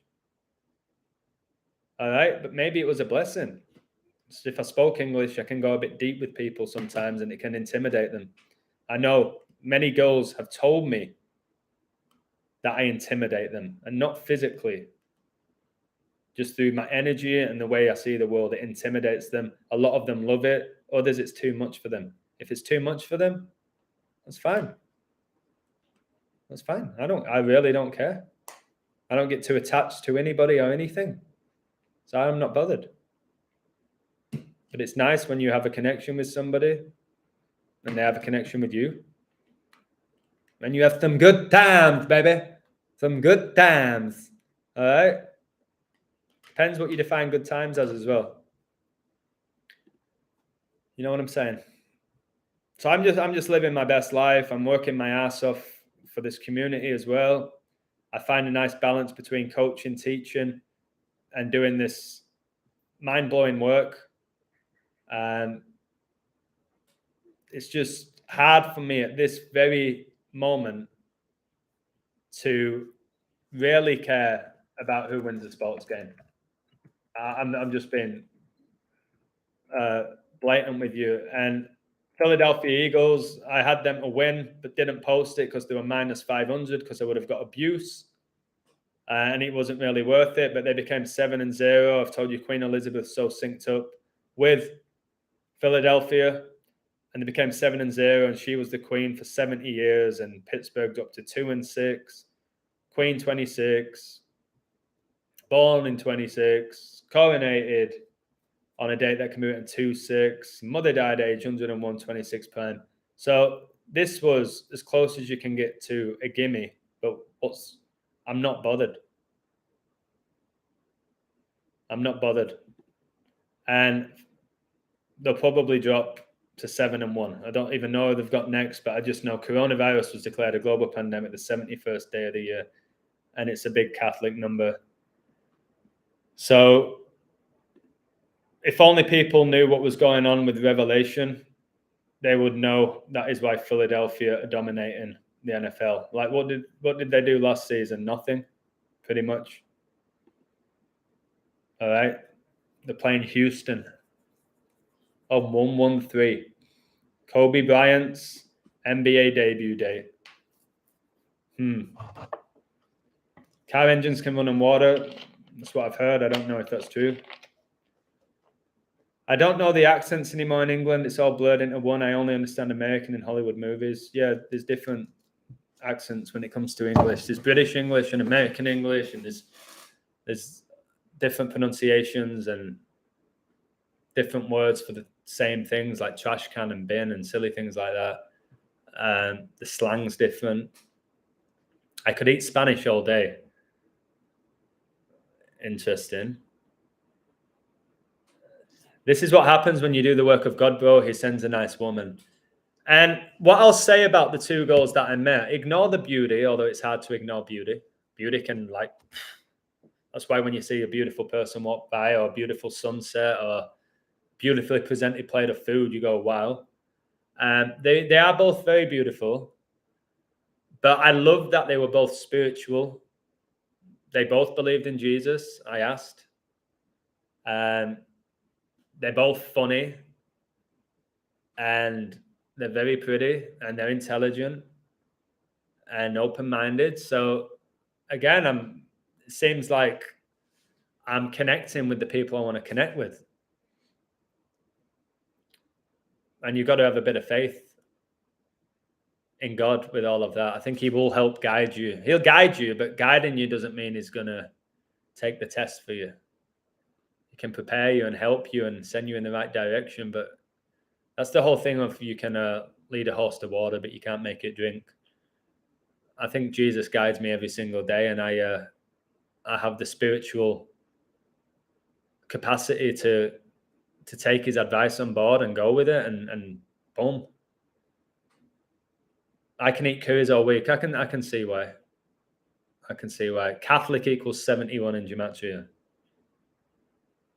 It's a big number. Obama from Kenya. Oh my God. And the girl's called Kenya. That's hilarious. Revelation 12:27. Those teachings embody the spirit, humble service to God and other, God willing. 12:27 is 10 days after Pope Francis's birthday as well. It's also 2 days, isn't it, after Christmas? And it leaves 4 days left in the year. When you're chosen one, people you don't even know will rise up against you for no reason other than you're God's chosen. I think that's 100% in my opinion. The hotter the better, pal. It does help when girls are attractive. But again, we all have different opinions on what is attractive. I don't like, no offense, guys out there, I don't like tall girls. I'm not attracted to a tall 6-foot girl. I never will be. I like my short girls, my dark-haired girls, often with a bit of a tan. So again, depends what you describe hotness as. We all have different tastes.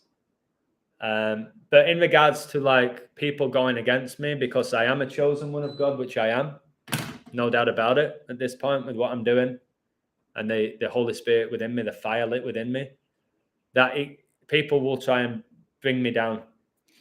But the Bible tells you that as well. Any true believer of Jesus Christ is pretty much going to get ridiculed and looked down upon. That's why nearly all the movies and TV shows and animations, they mock devout believers of Christ. I always use the Flanders. I always use the Flanders from The Simpsons on how they basically ridicule that family who were genuine believers. And then now, since they've had Ned Flanders date the teacher who smokes and drinks and is completely against God, and Flanders is now becoming more like, oh, well, maybe I don't need Jesus. Didn't really work out with me and my wife and all of that because I think his wife died. So it's crazy that they've even got Flanders now, the most devout Christian from The Simpsons, now not really being as much of a believer in him, which just says it all. Kenya, the country Elizabeth became the queen. Oh my goodness, correct. Oh my goodness, this girl's called Kenya? No way. Her last name's Valencia as well, which is a city in Spain. Yeah, Queen Elizabeth II was Queen of Kenya from 1963 to 1964, when Kenya was an independent sovereign state with a constitutional monarchy. Guys, I got with a girl on Saturday called Kenya. And Queen Elizabeth was the Queen of Kenya. Oh my goodness! I got with Kenya on a day leaving 63 days left in the year. And Queen Elizabeth was the Queen of Kenya in 1963.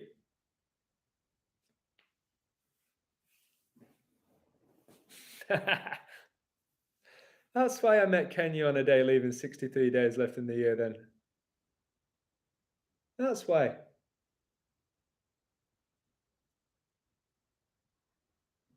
I'm getting a Magnum for that. I've earned a Magnum. That is insane. I'm dating a girl called Kenya. And I've just found out Queen Elizabeth was the Queen of Kenya.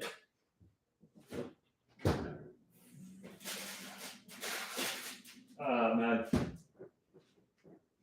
I'm going to tell her. I'm going to tell her that.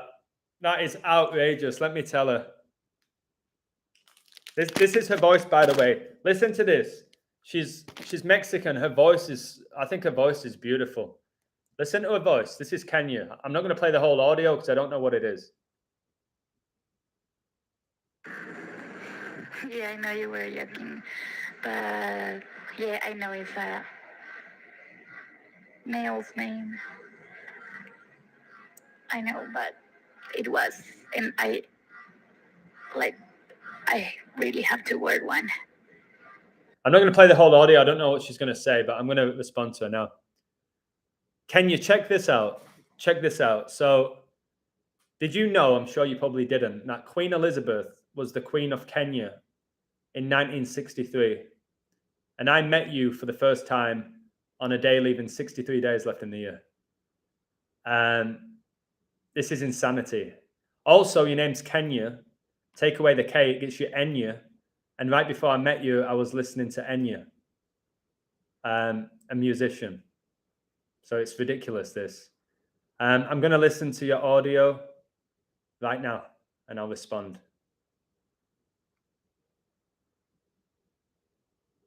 She became Queen 2-6 when she was in Kenya. She was also the Queen of Kenya, mate.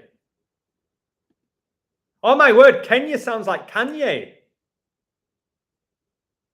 Kanye West all over the show. Kenya.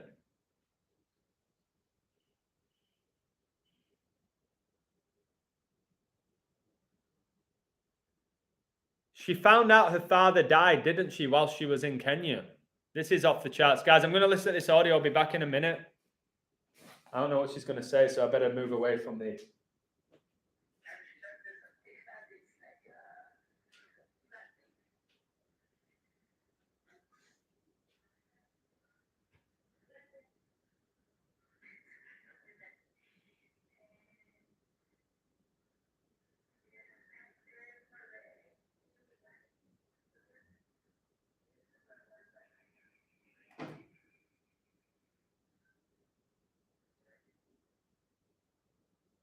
How's your day going? I'm just doing a live stream right now. Let me know when you want to next go. And if you want to grab food or drink, so keep me posted and let me know how your day is going. Oh man, you learn something new every day. Cheers, guys. Mini Magnum for your Master Mason. Kanye is now preferring the name Ye. What a joke. Is a sister called Uganda. Don't get smart, Revelation chapter 8 in. No, she has sisters not called Uganda. He became queen in Kenya on holiday. Oh my goodness. Brilliant stuff, guys. Alto. Brilliant stuff. Chris. Tomorrow's date is 3110. Can be read as 113. Can be read as 311 as well, which is the 911th minute of the day, and when coronavirus was declared a pandemic. Yeah, Halloween. I wonder what goes on tomorrow. Guys, I've just been going 3 hours here. Square root's 24. 3 hours. This is wild stuff.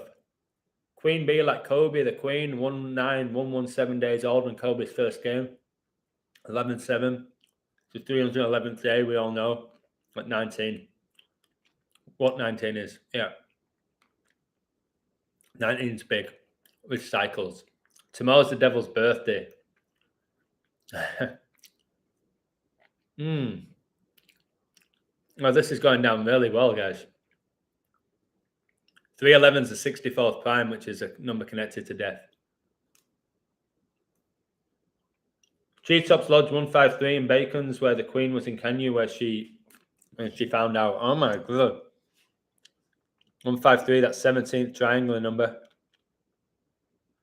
Freemasonry founded 1717.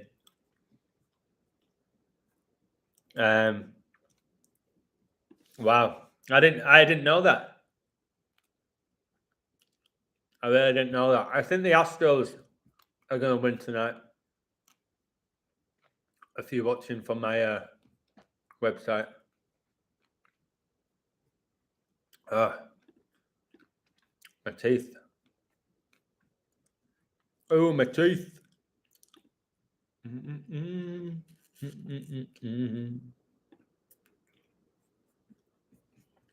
Let me just say this, guys.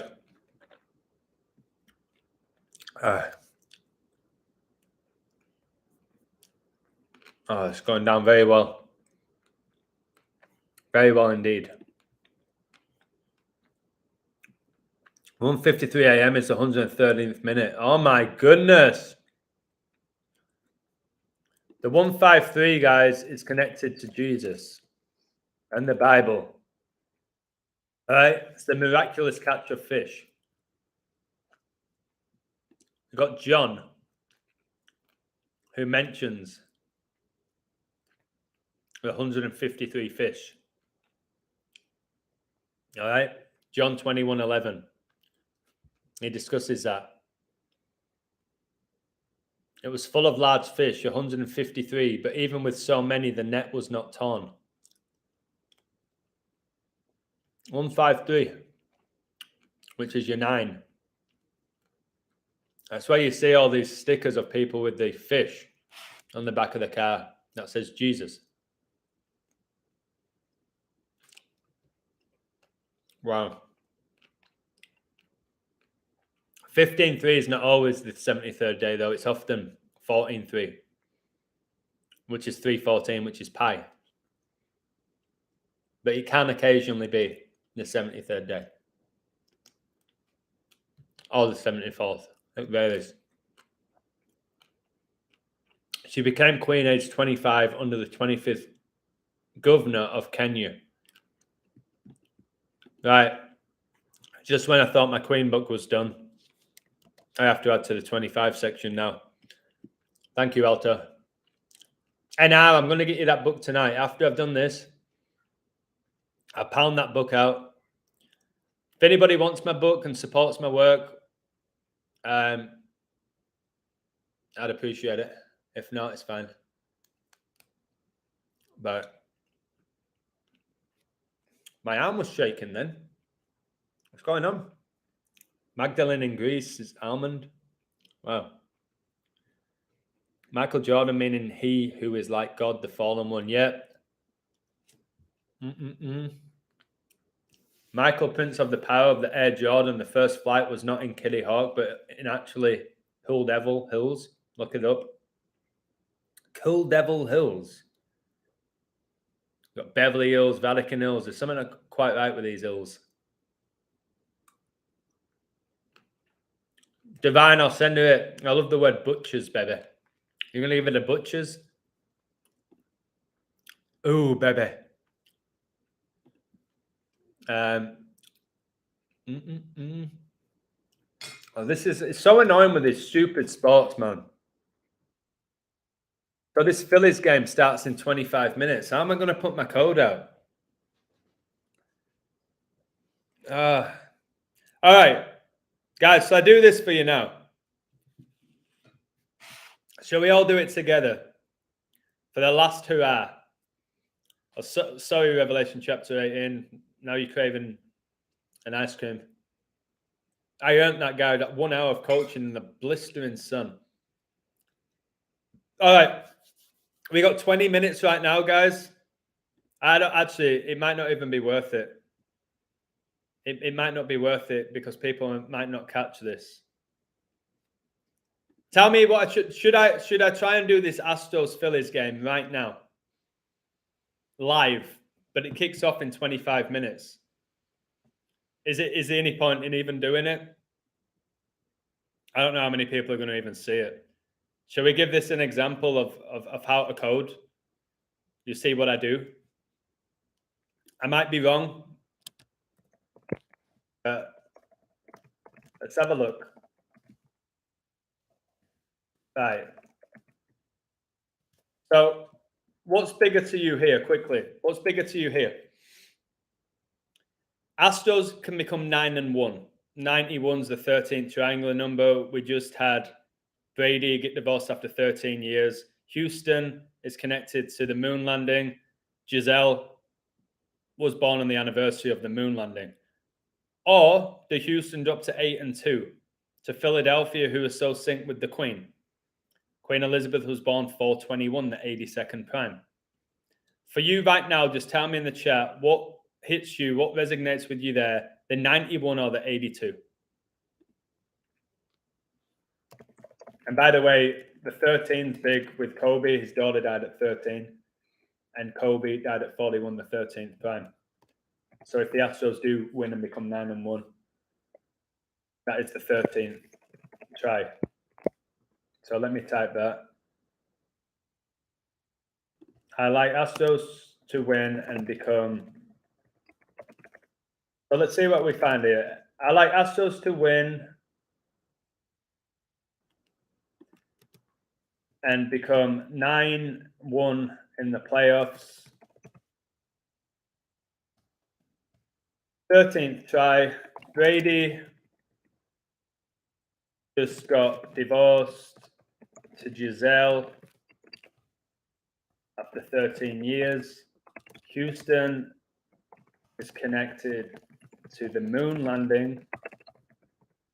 And Giselle was born on the anniversary of the moon landing.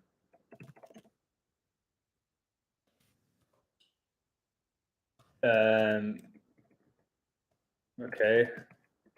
Kobe was born in Philly and he died at 41 with his 13-year-old daughter, Gianna. 41 is the 13th prime.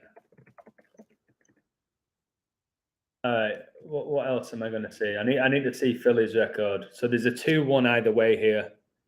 There's a 2-1. I don't know who that favors.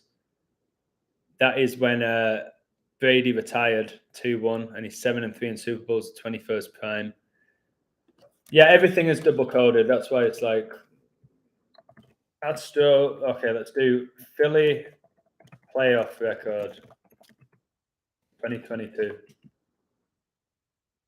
Wow, Philly can become 1-3, which is the massive number with Kobe. Why do I think that's a trap? Philadelphia can become 11-3 in the World Series, 11-3 in the playoffs.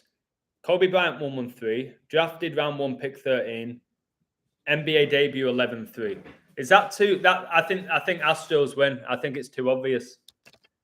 My gut's telling me that now. If this happens, Philly can become 11-3 with a win in this year's play. I think this is too obvious. Year's playoffs. 1-3 is huge with Kobe. Kobe Bryant equals 113. Drafted round 1, pick 13.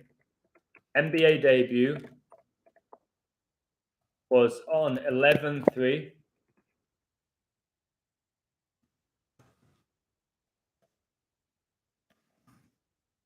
Right, I think this is right. All right.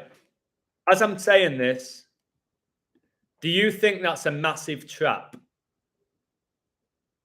The 113 makes too much sense to me. It's too clean, and I might. All right, but look at this. You know, I was saying the 41 and the 13 with Gianna 41, the 13th prime. 41 plus 13 equals 54. Baseball equals 54 in 2 ciphers. Kobe and Gianna died a span of 5 months and 4 days after Kobe turned 41. Gianna Bryant equals 54. Kobe Bean Bryant equals 54. All right. So see how they've done that? There's the 113, then there's the 54. It's a joke. So Astros playoff record 2022 at home. All right. Astros can become 6-1. Astros can become 6-1 at home in the playoffs. Philadelphia equals 61. LeBron overtook Kobe in the scoring charts in Philadelphia the day before Kobe died. And LeBron's highest scoring game is 61 points. Philadelphia equals 61. 61 is the 18th prime. And Kobe made his NBA debut at age 18, just like LeBron. 6 plus 6 plus 6 equals 18. Right, I'm going to quickly look at the pictures, then I'm going to bash this out. I'm thinking Houston win. Astros record 2022, including playoffs. Have a little look. All right. Houston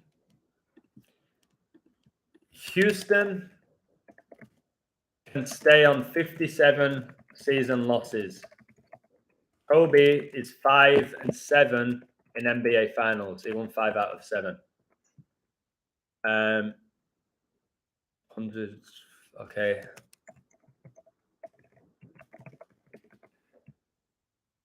Wow. The Astros can also get the 61st home win of the season. That's another 61. They can become 6-1 at home in the playoffs and get their 61st home win of the season. They could stay on 60 losses. Kobe's last ever game was 60 points. It's kind of why I sometimes just think I have this massive gift, but with the sports, I just don't know how much it's going to help me. All right, so Philly, 97 wins this season, 78 losses. Kobe was born in 78. If Philly win, they get the 98th win. It's the Queen's death. Is there any 22s here?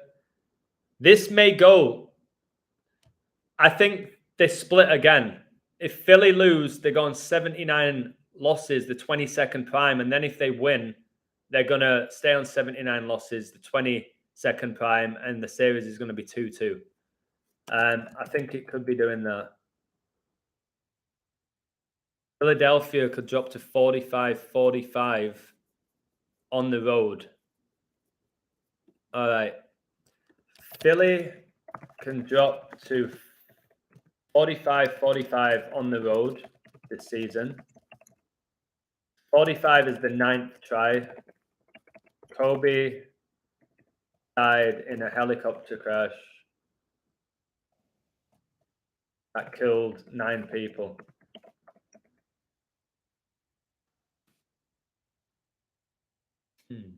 Astros could drop to 5-2, which is also Kobe. Won 5 rings, lost 2, and the score yesterday was 5-2. This is infuriating. Anything you guys see? This is why I'm telling you, I just don't know what's the point sometimes with it, because I'm so gifted to finding the connections. All right, Elmer Colors. Elmer Colors. On 102. Right, let's have a look at this guy's stats. Number 43, 14th prime. All right, Astros pitcher. I was talking about 41. Astros pitcher was drafted 41st pick. No accidents. 41st pick, this pitcher, which connects with the 13 and the 91, the 13th try. So, what is he? He can get his 52nd win. So he can get his 52nd win, but the Astros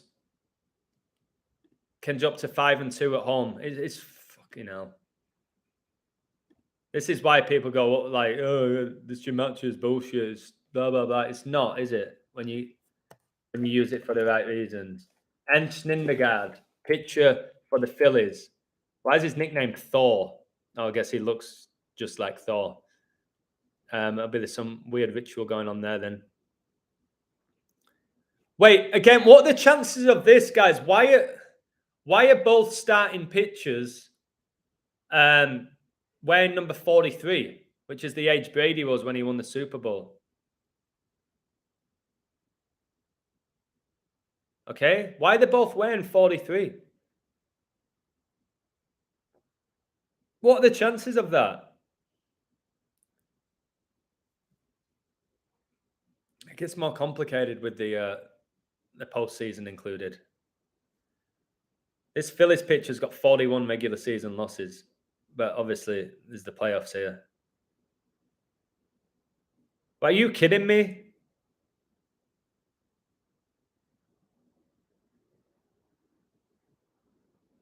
This Phillies pitcher can stay on 52 losses.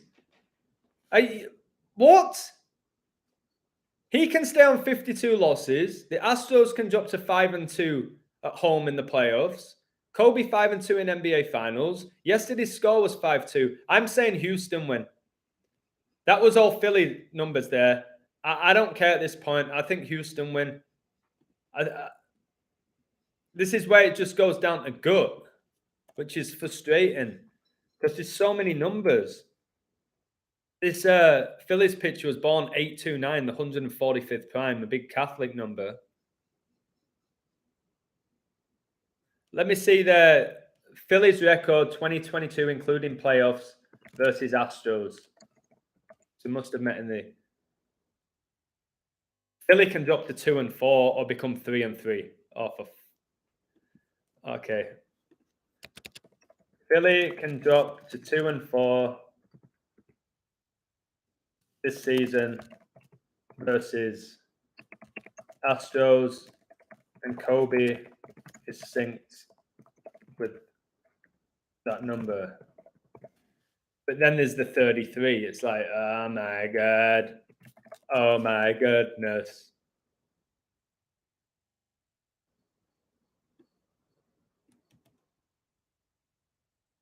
Wow. Phillies record, including the playoffs versus the Astros. Let's do all time. 285 loss or 299th win. Don't see anything with that. Let's check away. 127. Nothing's hitting me there. Phillies record in World Series. games. See if it gives me anything there. 15-24. Wait. Phillies. All right. Philly can stay on 97 season wins and get 25th loss in the World Series. 97 is the 25th prime. All right. 15, 25, 6-13.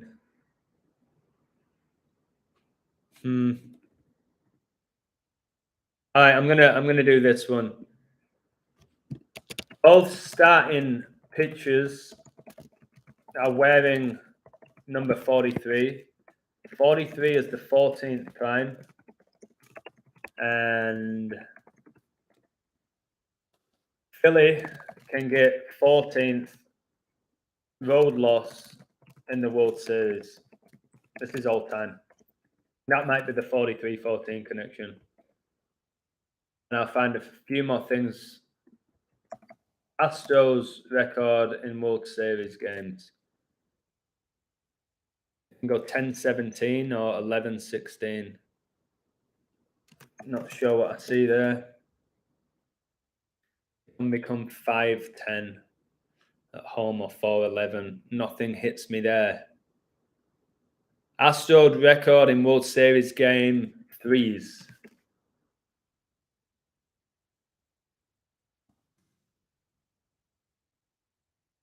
Okay. Houston equals 32, and they can become 3-2 in game 3s.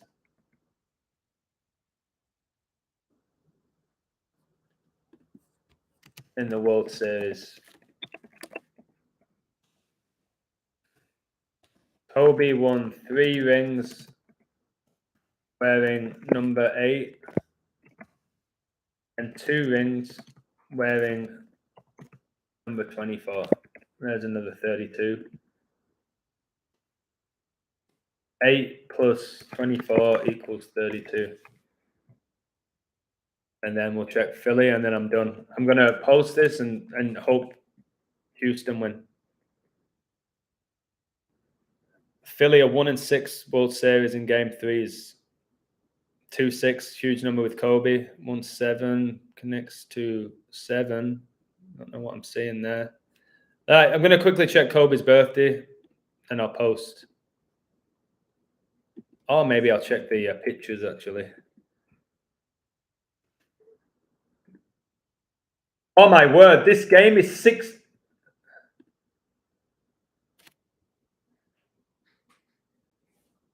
The Phillies pitcher's born 8-2-9. The game's 2 months and 1 day after his birthday. Philly can go 2-1 with a win, but they can also drop to 2-1. This is an absolute joke. It's also a joke that today leaves 303 days left in the year, and the Phillies pitcher's birthday is in 303 days. My God.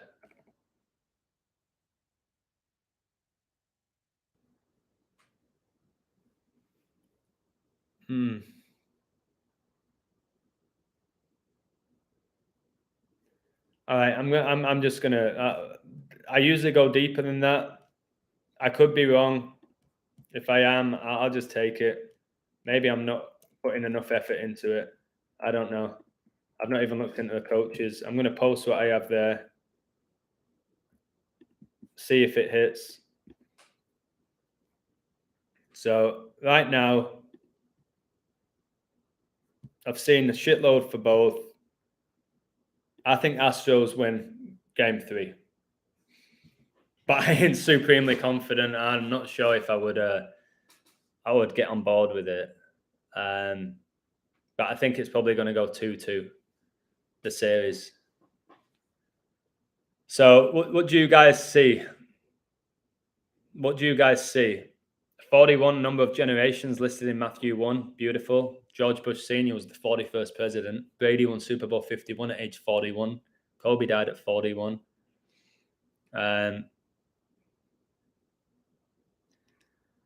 If Altuve 81 and 81 kicks in, finally Astros win. Well, 81's connected to your 9 for your 9 times 9, and Philly can drop to 45-45, which is the 9th try. So that's like 9-9, which is huge. Let's see how many days it is from the Queen's death, eh? If you're on my website, you might want to have a little gander at that. If you care, you might not even, you might be past gambling now. 49. Okay, this guy is 10:02. The Astros picture. 10:02. That'll mean, well, I guess his birthday was 28 days ago. That's 4 weeks. His birthday was exactly 4 weeks ago. And it was on... Oh, my goodness. Freaking heck. This Astros picture, his birthday is in 11 months and 3 days. And Philly can become 11-3 with a win. This is just a piss take. It really is a piss take. How this is all being done. What else shall I check? Philly coaches stats. But it's probably going to do the Eagles and the 76ers before. Phillies.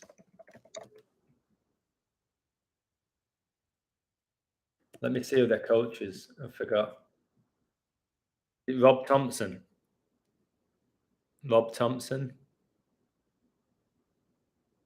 It's interesting as well in the Philly game against the Astros that in the 9th, Philly's got 1 run. In the 9th inning, Philly's got 1 run, like 9-1, and the Astros are 9-1 with a win. Then they could go 10-1, 26 prime. They drop to 9-2. I don't see much for 92. Never really figured out what that number is. So let me check out this Rob Thompson. All right. Let's have a look.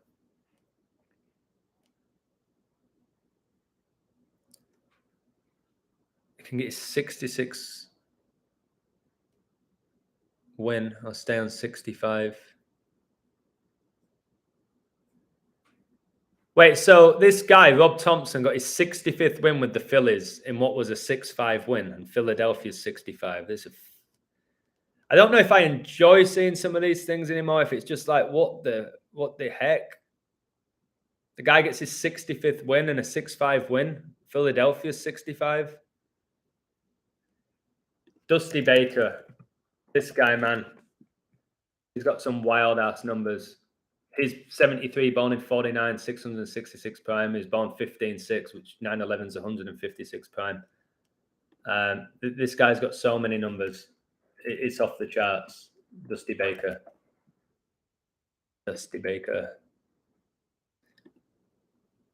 Wow, geez, his birthday 137 days ago. 33rd prime.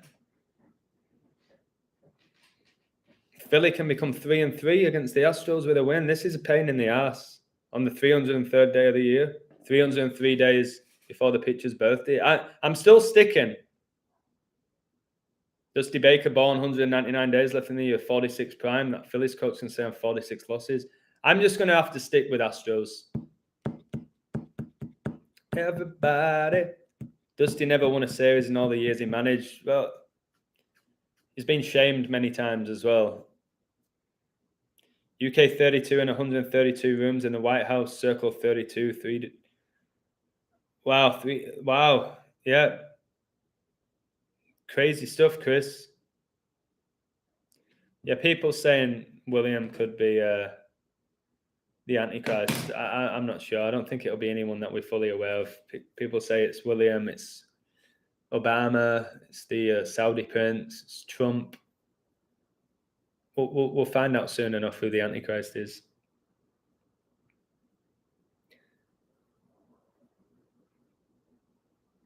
Oh, this might be of significance for a Kobe connection. I'm going to put it in just out of interest because it's pretty interesting. Kobe wore number 24 and Gianna number 2. Their memorial was on 24 too. Russia invaded the Ukraine on 24 too. You know how many home runs Dusty Baker hit in his career? 242 home runs. Dusty Baker hit 242 home runs. Kobe wore 24, Gianna 2. Their memorial was on 24 too, the 24th of February, and a year after Russia invaded the Ukraine on that date. So Dusty Baker, guys, him having 242. Or was it 22 for?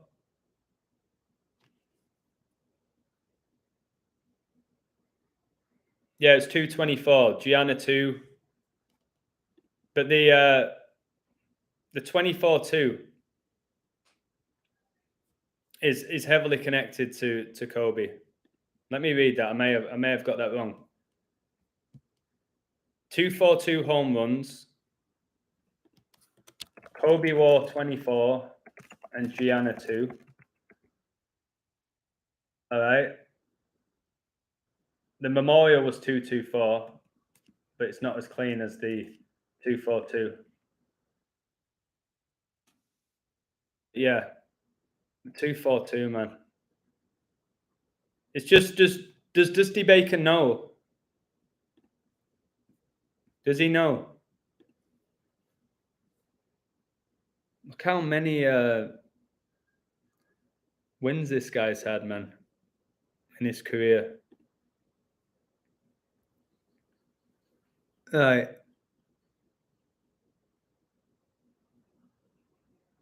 Now you got to include playoffs with him. Houston Astros 230, 255. It can get his 256 all-time win with the Astros. That's 16 times 16. I'm not sure what that is. Maybe this might finish 5-3.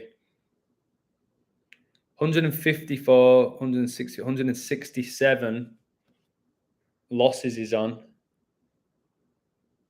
The 167th day of the year, 616, which is the alternate number of the beast. So he could get his... Oh, wow. There's another 45 with Dusty Baker, with all those 45s, which connects to 9. Dusty Baker can stay on 45 playoff losses. And Phillies can drop to 45. But they can get the 46 road win of the season. Philly. Dusty Baker born 199th day of the year. So it looks like Philly are going to get one win on the road against Houston. All right, I think Houston. But again, I'll probably get a ton of shit if they don't win. To be honest. Wait.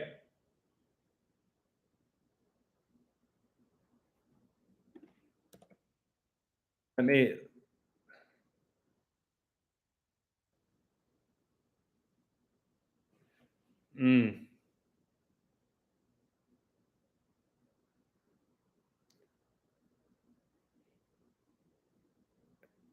I don't know.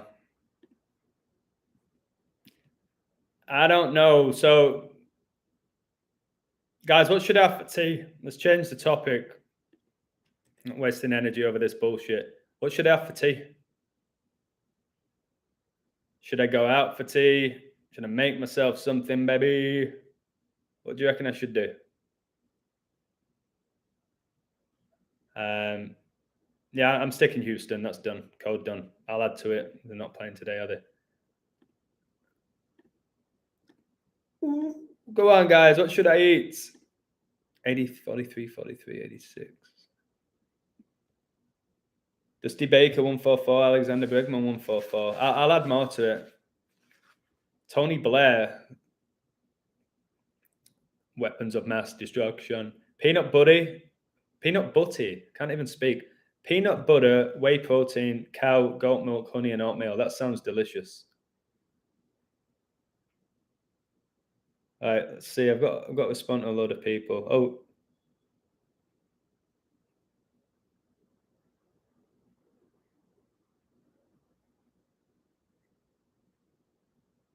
Oh my goodness.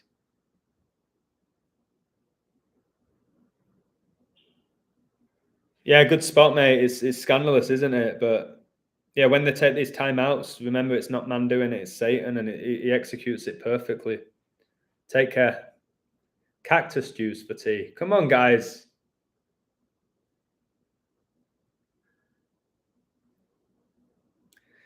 Joey just sent me this, so maybe he sent me it earlier. Rishi Sunak in Chinese, Rai means son, and son in his surname. And Shai means 10. Where does the son live? 10 Downing Street, emphasizing the down. AK is 111. There is a sun above 10 Downing Street, front door. The light bringer was cast down. Is Sunak Lucifer? Now he's working for him. He's working for him. He's not Lucifer. Some great syncs there.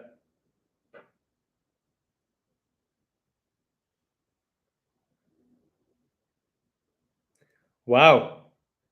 Chuck had Bettis to win today at 3-1. And they won 322 days after they last beat the team. So Chuck got somebody he had Man United Bettis and he's got an England outright. Good for him. Sometimes, yeah, it can just be one major date duration. Or maybe not. But good for him. I'm always happy for him. So I think my most enjoyable find here has been Elizabeth became the queen in Kenya. And I went on a date with a girl called Kenya. With 63 days left in the year, and Elizabeth became the queen of Kenya in 63 and became the queen in Kenya in 52 when she found out her father had passed away. Crazy. You know I love that shit, baby. You know I love all of that. I might, what we're saying here. Divine, I don't know. Usually when I'm out of ideas, I just make myself a pasta dish. Never been disappointed with one. I had cannelloni yesterday. You guys had cannelloni? Guys, can somebody get me off 42 likes? It's absolutely ruining me here for the beast. Let's get me off those 42 likes. Maybe at 43 for those two starting pitchers, both wearing 43, which is the age Brady won his last Super Bowl. It's absolutely scandalous. George Bush Jr. was the 43rd president as well. Mr. 9/11. The Man United captain was wearing a multicolored armband. Yeah, mate, it's for the LGBTQWXYZ community. Didn't you know that? We should all be wearing those, to be honest with you. You know, I said I don't celebrate Christmas anymore, but if you could give me one of those LGBTQ rainbow armbands, that'd be great for when I'm coaching. You know what I mean? Incredible, Chuck. Just brilliant stuff. Always happy when you win. You're a great guy and you do great work. And I know you don't bet very often, but when you do, I always like it when you win. So well done. Mate, do you remember the days of year and days left in year of Rishi Sunak's birthday? Which was a leap year for another fucking 4. Oh my goodness. Rishi Sunak, 42-year-old absolute joker who's working for Satan. No doubt about it. Bam! There's no doubt about it. That guy's soulless. Yeah, born 133rd day of the year. Francis became the Pope 13-3. 133rd day of the year leaves 233 days left in the year. 233 is the 51st prime, which is when the Illuminati were founded on 5-1. And then 233 is also connected to 13 because it's the 13th Fibonacci number. And we just had Brady get divorced after 13 years. And the lowest scoring Super Bowl was 13-3. That involved Brady because he is a demon. Yeah, mate, I know with Sunak, 133rd day of the year of 1980 with 233 days left in the year. 42-year-old, mate, it's scandalous. I don't think he's Lucifer, though. I just think he's working for him. I don't think any person like that is actually Lucifer. That guy's just a soulless vessel. That's all Rishi Sunak is. Fulfilling his role in Satan's script. You're in Mexico. Tacos Real won the illusion. You're on 45 likes on my screen. Telling me 44. Get me off 44 as well. Big old kill number. Bam! Tacos is a good shout. I haven't been for a swim today. I might do that, but I feel like my body may need a rest today. They are really good at running. Kenyans. Running from lions. 3 lions on a shirt. Jewels were made, still gleaming. Tuna, sweet corn, mayo, pasta. All right. That's pretty straightforward. It's cold though, isn't it?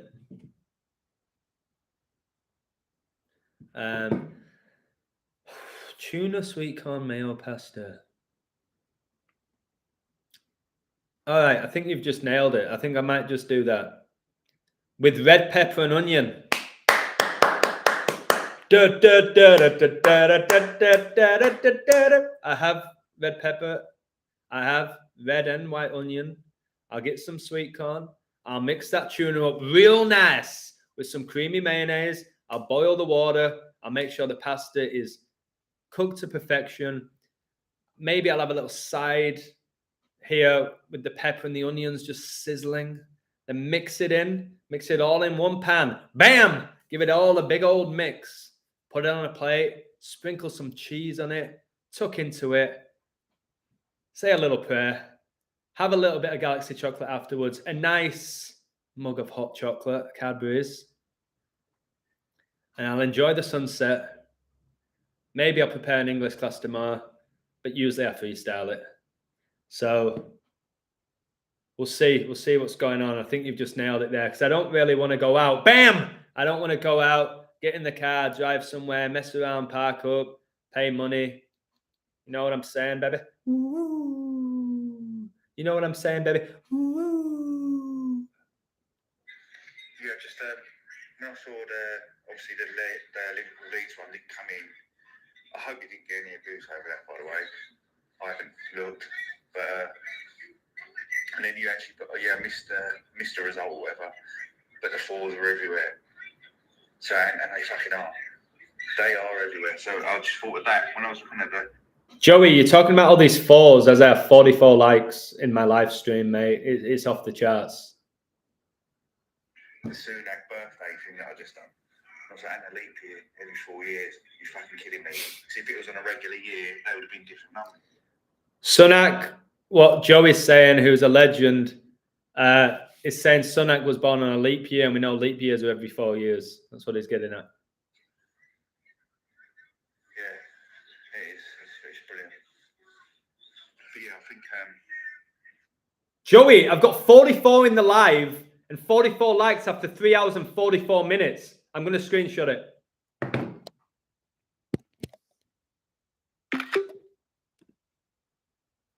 Oh my goodness, am I going to die?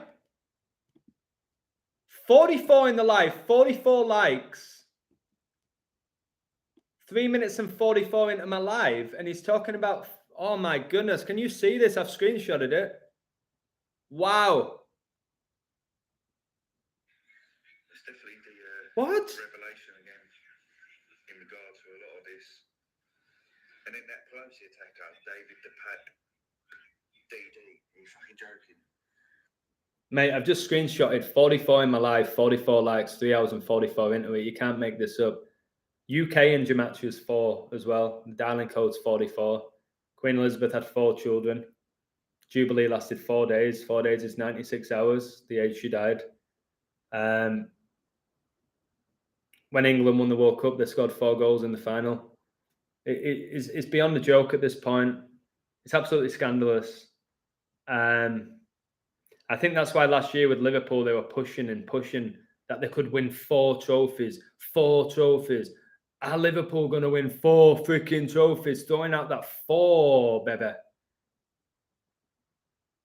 I'm surprised they didn't make us. Maybe they're going to change the rules to like you must social distance 4 feet now instead of 6.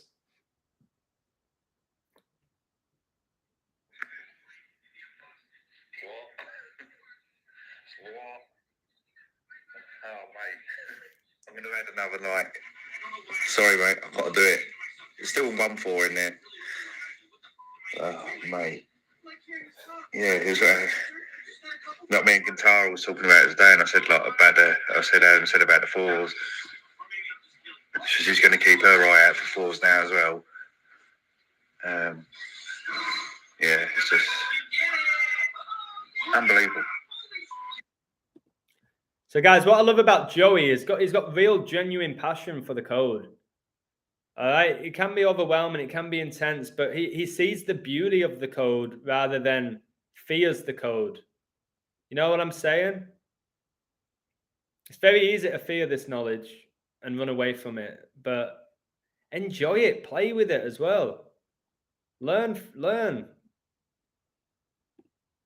It's not all bad. Yeah, I know we talk about revelation and Satan and this, that, and the other. But again, there would be no revelation or Satan without God. It wouldn't be out. It wouldn't be such a thing. So try and play around with it, guys. I've told you sometimes you got to watch the show and just eat some popcorn. Don't necessarily have to analyze every single detail sometimes. Beans and toast, not feeling it. I don't think I'll be able to have beans and toast again here after going back to England and having the real deal. I think it's just going to piss me off, if I'm honest with you. So no beans and toast for the illusion, baby. Joey Williams, is in the house. Much love to Joey and Gintara. Just wild, eh? I was born the 4th month as well. Of course I was. And also my brother, oh my goodness. My brother John, my closest brother, in regards to age. Yes, I do think Arteta looks soulless, yes. He looks like a Mr. Lego man. My brother was born exactly 16 months after me. Exactly, on the nose, 16 months, which is 4 times 4. Yeah, John, you were born exactly 16 months after me, weren't you? I was born April the 14th, 1986. You was born August the 14th, 1987. Exactly 16 months after me. Square root of 16 is 4. Just can't make this up. You cannot make this up like. Bacon Sani, nah, can't do that either. I think I may have had, I was in England, 31 days, 11th prime. I reckon I had 25 bacon sandwiches, maybe more. I think I had 25, 26, 27 like bacon sandwiches. Big old bacon, fry it. I know it's not good for you at all. And we probably shouldn't be eating like pork for breakfast, you know what I'm saying? But yeah, I smash bacon sandwiches. The bacon out here is shite. All right. You know, Elizabeth opened the Elizabeth line 26 days after her birthday. I'm not sure if I had that. in my 26 code because I've got so many. I'm going to save it, Alto. I'm going to check over the book later. And if it's not in there, I'll throw it in there, but I'll confirm for myself. Although I really do trust you. I know how good you are, but I like to confirm with myself. Right. Have I got anything else left to say? I kind of like, I've expressed why I do what I do, that I'm pretty much all about the knowledge more than like the financial aspect of it. I just want to have a nice balance between the two. You know what I mean? A nice balance between sharing the knowledge and being comfortable enough to be all right financially as well. If I can find that balance, I don't know. I've got it right now.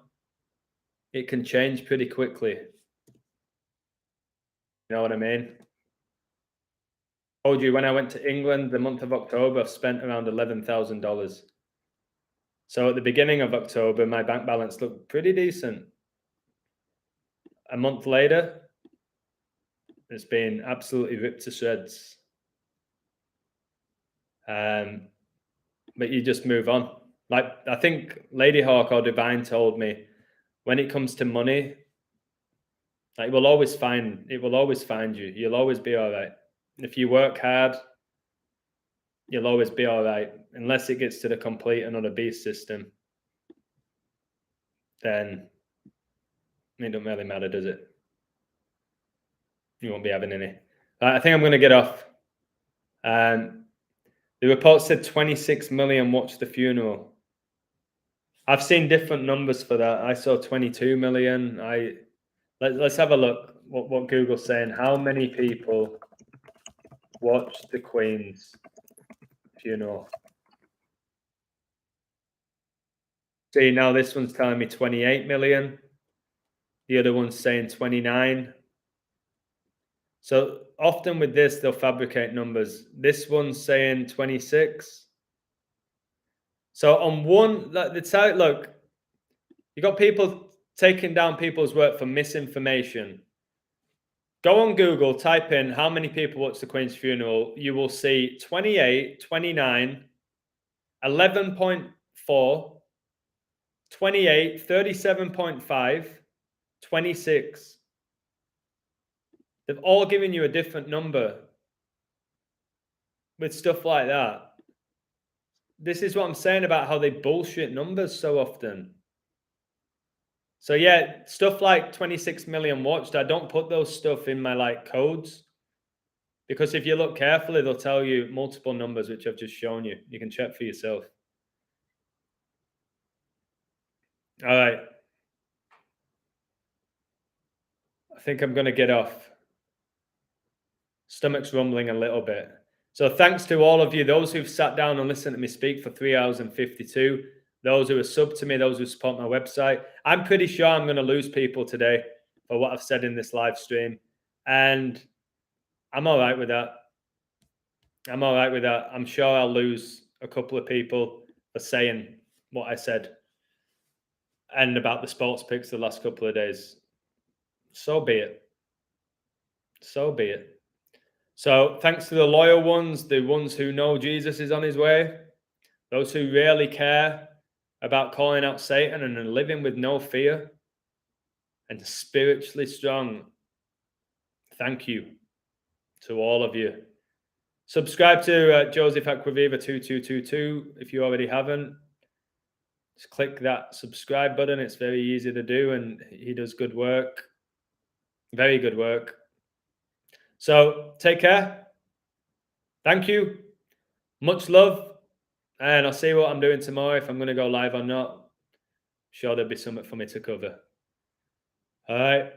Take care, guys. Thank you. And enjoy the rest of your evening or morning or afternoon, wherever you are in the world. Cheers, guys. Take care. God wins. Woo!